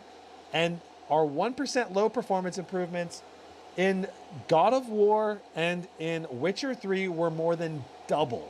But we saw 1% low improvements in every single game that we tested, except for Dead Space, where it was basically the same. It was one FPS worse, actually, which is odd. But such is the life of 1% load testing.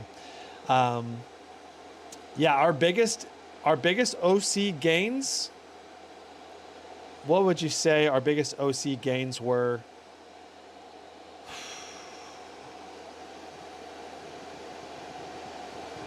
I think The Witcher 3 and God of War were both around 11-12%. Plus our 1% lows improvements were also massive in those games. So those are probably our two biggest gains, and those are GPU bound AAA titles. So it makes sense. But I think the 1% low improvement is probably because of the CPU undervolting we did. And then the fact that in custom fan mode, we're letting that CPU just run. Like, it's important, I think, when you're doing these settings to, when you do your custom mode, inside of here, we have our power sliders slid over to the right. This is just letting our CPU pull more juice, which the fact that it's pulling more juice, we saw like 1,000 to 1,200 increase to our CPU core clocks in games, which is definitely, I think, related to our 1% low improvements.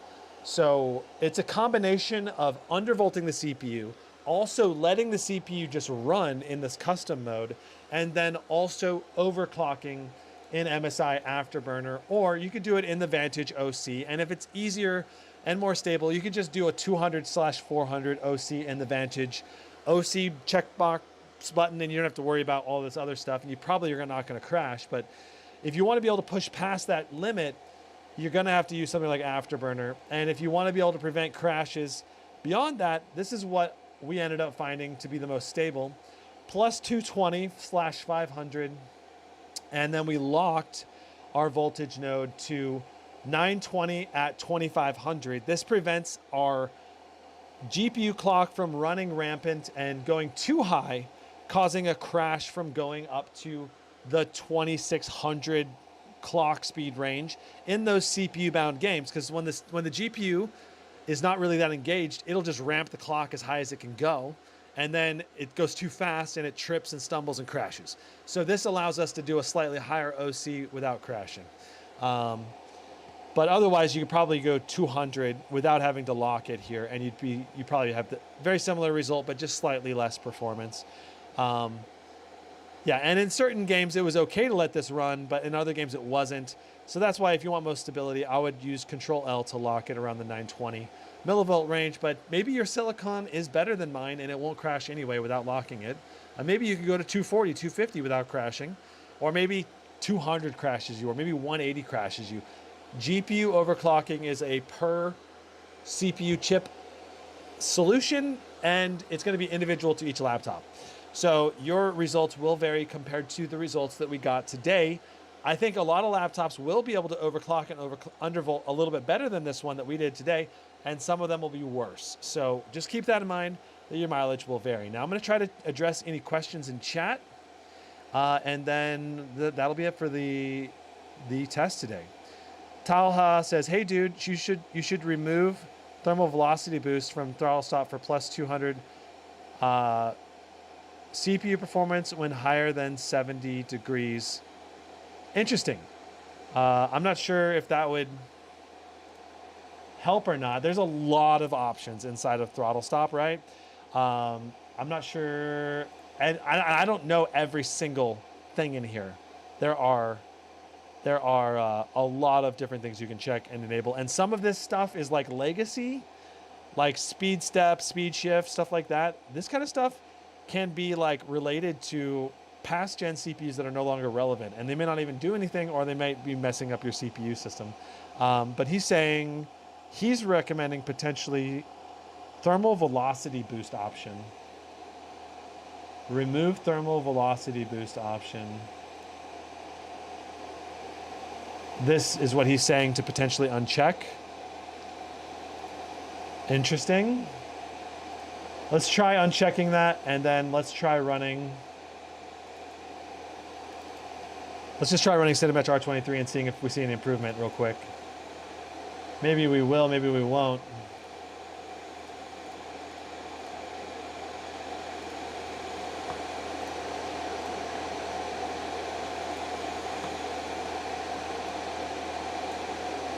Okay, so we're doing 4.5 gigahertz right now, 3.6 on the E-cores, 158 watts of power. This is slightly worse than our initial testing because we did reduce our undervolt. I don't think that thermal velocity boost did anything really for us. We're doing 32,500 for our score.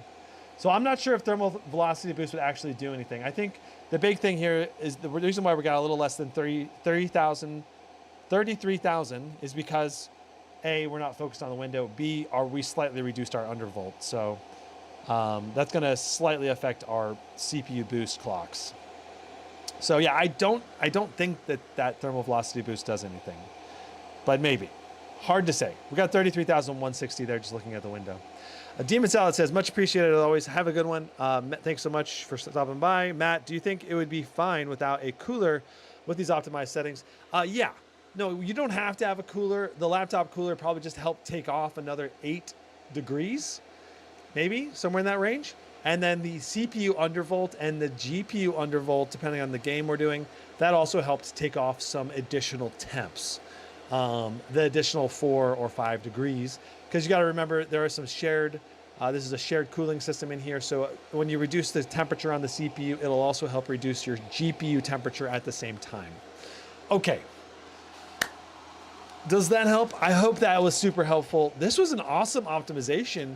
I think this is the most performance gains we have seen out of any optimization guide so far. Like about 10% performance gain in gaming and 12.5% in CPU rendering. That's some nice gains for free. So yeah, I'll see you guys in the next live stream, which will be next probably Wednesday. Is probably when the next, so it'll be almost a week or about 6 days before I get into the live stream.